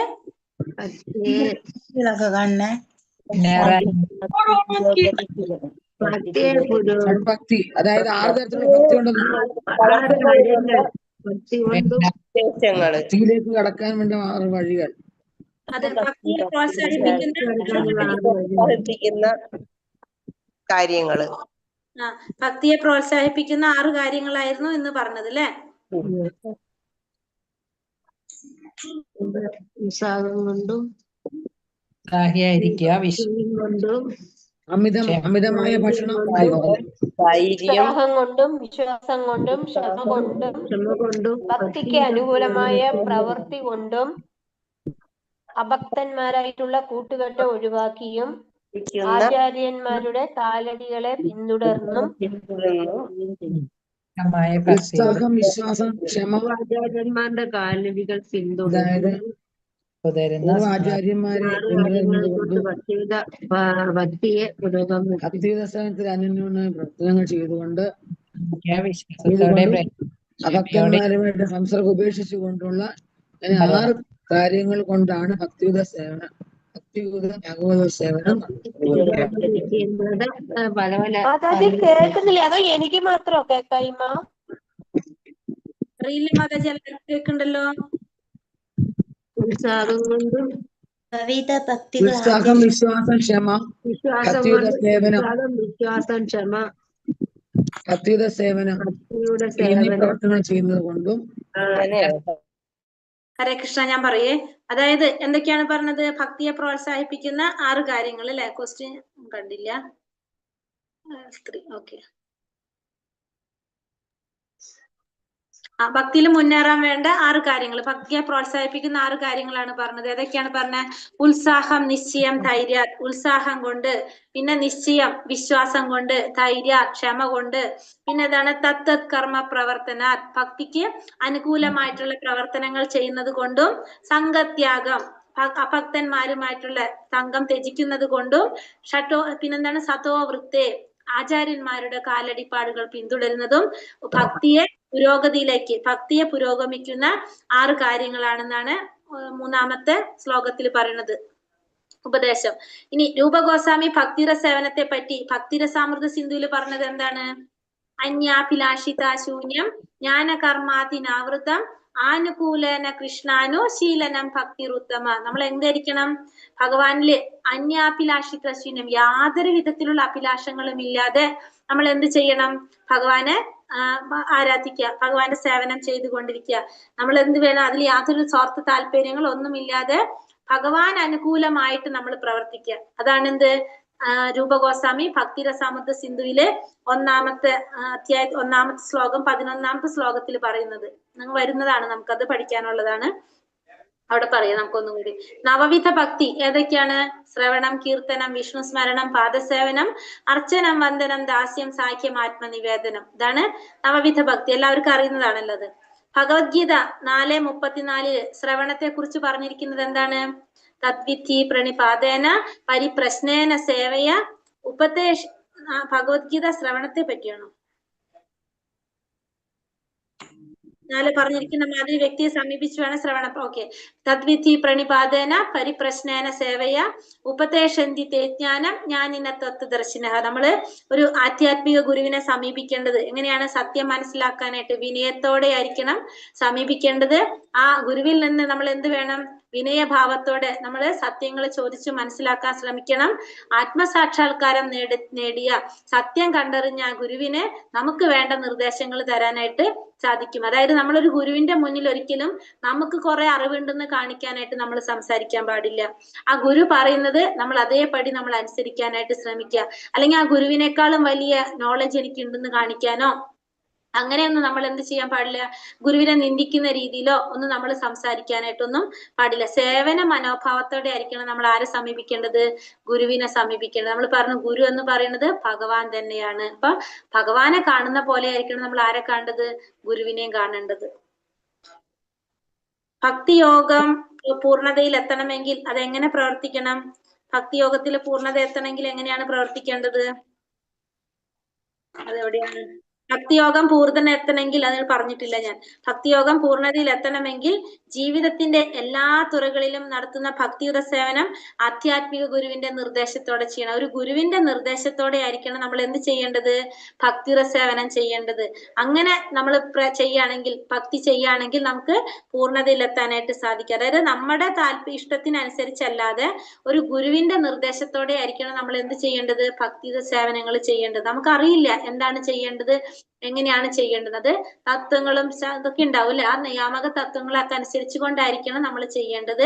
അതൊരു ഗുരുവിന്റെ നിർദ്ദേശത്തോടെ ചെയ്യുകയാണെങ്കിലാണ് നമുക്കത് പൂർണ്ണതയിൽ എത്താനായിട്ട് സാധിക്കുന്നത്. ഇപ്പൊ നമ്മള് ഉദാഹരണം നമുക്ക് പറയുകയാണെങ്കിൽ നമ്മളിപ്പോ എന്താ പറയാ, വിഗ്രഹാരാധന തന്നെ. നമ്മളെ വീട്ടിൽ നമുക്ക് വിഗ്രഹം ആരാധിക്കാൻ പറ്റുമോ ഇല്ല എന്നുള്ളത് നമുക്ക് ആര് പറഞ്ഞു തരും? ഗുരു പറഞ്ഞു തരും. നമ്മളെ സാഹചര്യത്തിനനുസരിച്ച് നമ്മൾ ചെയ്യുന്നത് ചിലപ്പോൾ തെറ്റായിരിക്കാം. ഇപ്പൊ നമ്മള് നോൺ വെജ് ഉണ്ടാക്കുന്ന ഒരു വീട് എക്സാമ്പിൾ പറയാണ്, അവിടെ നമ്മൾ എന്ത് ചെയ്യാൻ പാടില്ല? വിഗ്രഹം വെച്ച് നമ്മൾ ആരാധിക്കാൻ പാടില്ല, അല്ലെ? അങ്ങനെ നമ്മൾ ചെയ്യുന്നുണ്ട്. പിന്നെ ചിലവരെന്ത് ചെയ്യുന്നുണ്ടാവും? ഇതൊക്കെ ചെയ്യുന്നുണ്ടാവും, കഴിക്കുന്നുണ്ടാവും, ഇതൊക്കെ ചെയ്യുന്നുണ്ടാവും. എന്നിട്ട് ഭഗവാൻ അഭിഷേകം ചെയ്യുന്നുണ്ടാവും, അങ്ങനെയൊക്കെ ചെയ്യുന്നുണ്ടാവും, ഭക്ഷണം ഉണ്ടാക്കി വെക്കുന്നുണ്ടാവും. ഇതൊക്കെ എന്താണ്? നമ്മൾ ശാസ്ത്രത്തിൽ പറഞ്ഞിരിക്കുന്ന പ്രകാരം നമ്മൾ തെറ്റാണ് ചെയ്യുന്നത്. അപ്പൊ നമ്മൾ ഇഷ്ടത്തിനല്ല ഇതൊന്നും ചെയ്യേണ്ടത്. ഒരു ഗുരു പറയുന്നത് അനുസരിച്ചായിരിക്കണം നമ്മൾ ഇതൊക്കെ ചെയ്യേണ്ടത്. അതാണ് നമ്മൾ മനസ്സിലാക്കുക. അപ്പൊ ഭക്തിയോഗം പരിപൂർണതയിൽ എത്തണമെങ്കിൽ നമുക്ക് എന്ത് വേണം? ഭക്തിയോഗം എന്ന് വെച്ചാൽ എന്താണ്? നമുക്ക് ഭഗവാനെ പ്രാപിക്കാൻ സാധിക്കുക. അത് നമുക്ക് സാധിക്കണമെങ്കിൽ, അല്ലെങ്കിൽ നമ്മൾ ഇങ്ങനെ ചെയ്യുന്നു എന്ന് മാത്രം, നമ്മൾ പ്രാപിക്കാൻ സാധിക്കണമെങ്കിൽ നമ്മൾ എന്ത് വേണം? ഒരു ഗുരുവിന്റെ നിർദ്ദേശപ്രകാരമാണ് നമ്മൾ ഇത് ചെയ്യേണ്ടത്. ഉത്സാഹം എന്നതുകൊണ്ട് അർത്ഥാക്കുന്നത് എന്താണ്? ഉത്സാഹം എന്നതുകൊണ്ട് അർത്ഥാക്കുന്നത് ബുദ്ധിപൂർവം, കൃഷ്ണാവബോധത്തോടെ ബുദ്ധിപൂർവം നടത്തുന്ന പ്രയത്നം. അതിനെയാണ് നമ്മൾ എന്ത് പറയാ? ഉത്സാഹം. ഉത്സാഹിക്കുക. ഒന്നുകൂടെ പറയോ? ഉത്സാഹം കൃഷ്ണാവബോധത്തോടെ ബുദ്ധിപൂർവം നടത്തുന്ന പ്രയത്നത്തിനാണ് നമ്മൾ എന്ത് പറയുന്നത്? ഉത്സാഹം എന്ന് പറയുന്നത്. ബുദ്ധിപൂർവം കൃഷ്ണാവബോധത്തോടെ ബുദ്ധിപൂർവം ചെയ്യുന്ന പ്രവർത്തനങ്ങളെ നമുക്ക് എന്ത് പറയാം? പ്രയത്നത്തെ അല്ലെങ്കിൽ ഉത്സാഹം എന്ന് പറയാം. കൃഷ്ണാവബോധത്തിൽ ക്ഷമയുടെ പ്രാധാന്യം പറഞ്ഞില്ല എന്നല്ലേ? കൃഷ്ണാവബോധത്തിൽ ക്ഷമയുടെ പ്രാധാന്യം എന്ന് വെച്ചാല് നമ്മൾ എന്ത് ചെയ്യണം? എല്ലാ കാര്യത്തിലും നമ്മൾ ക്ഷമയുള്ളവനായിരിക്കണം, അക്ഷമനാകാനായിട്ട് പാടില്ല. അതായത് ഇപ്പൊ നമ്മള് ഉദാഹരണം നമുക്ക് പറഞ്ഞാല് ക്ഷമ നമുക്ക് അത്യാവശ്യമാണെന്ന് പറയാന്ന് വെച്ചിട്ടുണ്ടെങ്കിൽ ക്ഷമയും അത്യാവശ്യമാണ്. അതായത് നമുക്കൊരു ഉദാഹരണം നമുക്ക് പറയാം, നാമജപം പറയാം. ഇപ്പൊ ഒരു ദിവസം നമുക്ക് മാല ജപിച്ചു കഴിഞ്ഞാൽ നമുക്ക് സമാധാനം കിട്ടണമെന്നില്ല. നമ്മൾ എന്ത് ചെയ്യണം? ക്ഷമയോടെ നമ്മൾ കാത്തിരിക്കണം. നമ്മൾ ഓരോ ദിവസവും ഭഗവാന്റെ നാമം ജപിച്ച് വരുമ്പോഴാണ് നമുക്ക് എന്ത് കിട്ടുന്നത്? നമുക്ക് പതുക്കെ പതുക്കെ സമാധാനം കിട്ടുന്നത്, അല്ലെങ്കിൽ നമുക്ക് പരിശുദ്ധി കിട്ടുന്നത്. ഒരു ദിവസം നമ്മൾ ജപിച്ചു എന്ന് പറഞ്ഞാൽ നമുക്ക്, ഇപ്പൊ ഞാൻ പറയാണ്, ക്ലാസ്സിൽ പറഞ്ഞു എന്ന് പറയാണ്, നമ്മള് നാമം ജപിച്ചാൽ നമുക്ക് എന്ത് കിട്ടും? സമാധാനം കിട്ടും. ഒരാഴ്ച നാമം ജപിച്ചിട്ട് പറയാം, ഞാൻ ഒരാഴ്ച നാമം ജപിച്ചു എനിക്ക് സമാധാനം കിട്ടിയില്ല എന്ന് പറഞ്ഞാൽ എന്താണ്? അങ്ങനെയല്ല, നമ്മൾ ക്ഷമയോടെ കാത്തിരിക്കണം. അപ്പൊ ക്ഷമയ്ക്ക് വളരെയധികം പ്രാധാന്യം എന്തിലുണ്ട്? കൃഷ്ണാവബോധത്തിലുണ്ട്. കാരണം കൃഷ്ണാവബോധം എന്ന് പറയുന്നത് നമുക്ക് നമ്മളെ ഇന്ദ്രിയങ്ങളെ നിയന്ത്രിക്കാൻ സാധിക്കണം. അതിൽ കൂടെ അല്ലെ, അപ്പൊ നമ്മൾ കൃഷ്ണാവബോധം പരിശീലിച്ച് വരുമ്പോൾ നമുക്ക് നമ്മളെ ഇന്ദ്രിയങ്ങളെ നിയന്ത്രിക്കാൻ സാധിക്കും. അപ്പൊ അതിനൊക്കെ ക്ഷമ വേണം. പതുക്കെ പതുക്കെ നമുക്ക് അറിയാനായിട്ട് സാധിക്കുള്ളൂ. അപ്പൊ നമ്മള് അതാണ് ക്ഷമയുടെ പ്രാധാന്യം പറയുന്നത്. കൃഷ്ണാവബോധത്തില് നമ്മള് ക്ഷമ നമുക്ക് അത്യാവശ്യമാണ്. ക്ഷമയോടെ കാത്തിരിക്കുമ്പോഴാണ് നമുക്ക് ഭഗവാനെ ബ്രഹ്മത്തിലൂടെ അറിയാൻ സാധിക്കും, പരമാത്മാവിലൂടെ അറിയാൻ സാധിക്കും, പിന്നെ ലാസ്റ്റ് ഭഗവത് സാക്ഷാത്കാരം കിട്ടുന്നത്. അത് എന്താണ്? നമ്മള് ക്ഷമ, ആ ക്ഷമയിലൂടെ മാത്രമേ നമുക്ക് ഇതൊക്കെ നടക്കുന്നുള്ളൂ. പിന്നെ വന്നിട്ട് എന്താണ്? ക്ഷമ അവശ്യം രക്ഷിബേ കൃഷ്ണ എന്നതുകൊണ്ട് ഉദ്ദേശിക്കുന്ന എന്താണ്? ഏതൊരു സാഹചര്യത്തിലും നമ്മളെ ഭഗവാൻ നമ്മളെ രക്ഷിക്കും എന്നുള്ളൊരു വിശ്വാസം അല്ലെ, നമ്മളുടെ പ്രവർത്തികള് നമ്മളെ സഹായിക്കും അല്ലെങ്കിൽ നമ്മളെ രക്ഷിക്കും എന്നുള്ളൊരു വിശ്വാസം നമുക്ക് ഉണ്ടാകാം. രക്ഷിക്കും. അത് ഭക്തിയുടെ സേവനം ചെയ്യുമ്പോൾ, നമ്മൾ എന്തെങ്കിലും സേവനം ചെയ്യുമ്പോൾ തടസ്സങ്ങളൊന്നും ഇല്ലാതെ അത് ചെയ്യാൻ സാധിക്കും. ഏതൊരു സാഹചര്യത്തിലും ഭഗവാൻ നമ്മളെ കൂടെ ഉണ്ടാകും, നമ്മളെ രക്ഷിക്കും എന്നുള്ളൊരു വിശ്വാസം. അതാണ് അവശ്യം രക്ഷിബേ കൃഷ്ണ എന്ന് പറഞ്ഞാല് നമ്മള് ആ വിശ്വാസം, വേറെ ഒരാളും നമ്മളെ കൂടെ ഉണ്ടാവില്ല, ഭഗവാനെ ഉണ്ടാവുള്ളൂ. ആ ഒരു വിശ്വാസം നമ്മളിൽ ഉണ്ടാകുക. ഇതാണ് അവശ്യം രക്ഷിബേ കൃഷ്ണ എന്നതുകൊണ്ട് അർത്ഥമാക്കുന്നത്. ഇനി അടുത്തത് തത്തത് കർമ്മ പ്രവർത്തനാത് എന്നതുകൊണ്ട് ഉദ്ദേശിക്കുന്നത് എന്താണ്? തത്തത് കർമ്മ പ്രവർത്തനാത് നമ്മൾ പറഞ്ഞു അല്ലെ. എന്താണ് തത്തത് കർമ്മ? ഫസ്റ്റ് നമ്മള് ശ്ലോകത്തിൽ തന്നെ പറഞ്ഞിട്ടുണ്ടായിരുന്നു. തത്തത് കർമ്മ പ്രവർത്തനാത് എന്ന് പറഞ്ഞാല് എന്താ പറഞ്ഞിട്ടുണ്ടായിരുന്നത്? ഭക്തിയുത സേവനത്തിന് ഉത്സാഹത്തോടെ ചെയ്യുക, പ്രവർത്തനങ്ങൾ ചെയ്യുക. ഭക്തിയുടെ സേവനത്തിന് അനുകൂലമായ രീതിയിൽ പ്രവർത്തനങ്ങൾ ചെയ്യുക. അതാണ് തത്തത് കർമ്മ പ്രവർത്തനാത് എന്ന് പറയുന്നത്. ഭക്തിയുടെ സേവനത്തിന് അനുകൂലമായ രീതിയിൽ നമ്മൾ എന്ത് ചെയ്യാ? പ്രവർത്തികൾ ചെയ്യാം. ഇതാണ് തത്തത് കർമ്മ പ്രവർത്തനാത് എന്നതുകൊണ്ട് അർത്ഥാക്കുന്നത്. ഹരേ കൃഷ്ണ ഹരേ കൃഷ്ണ.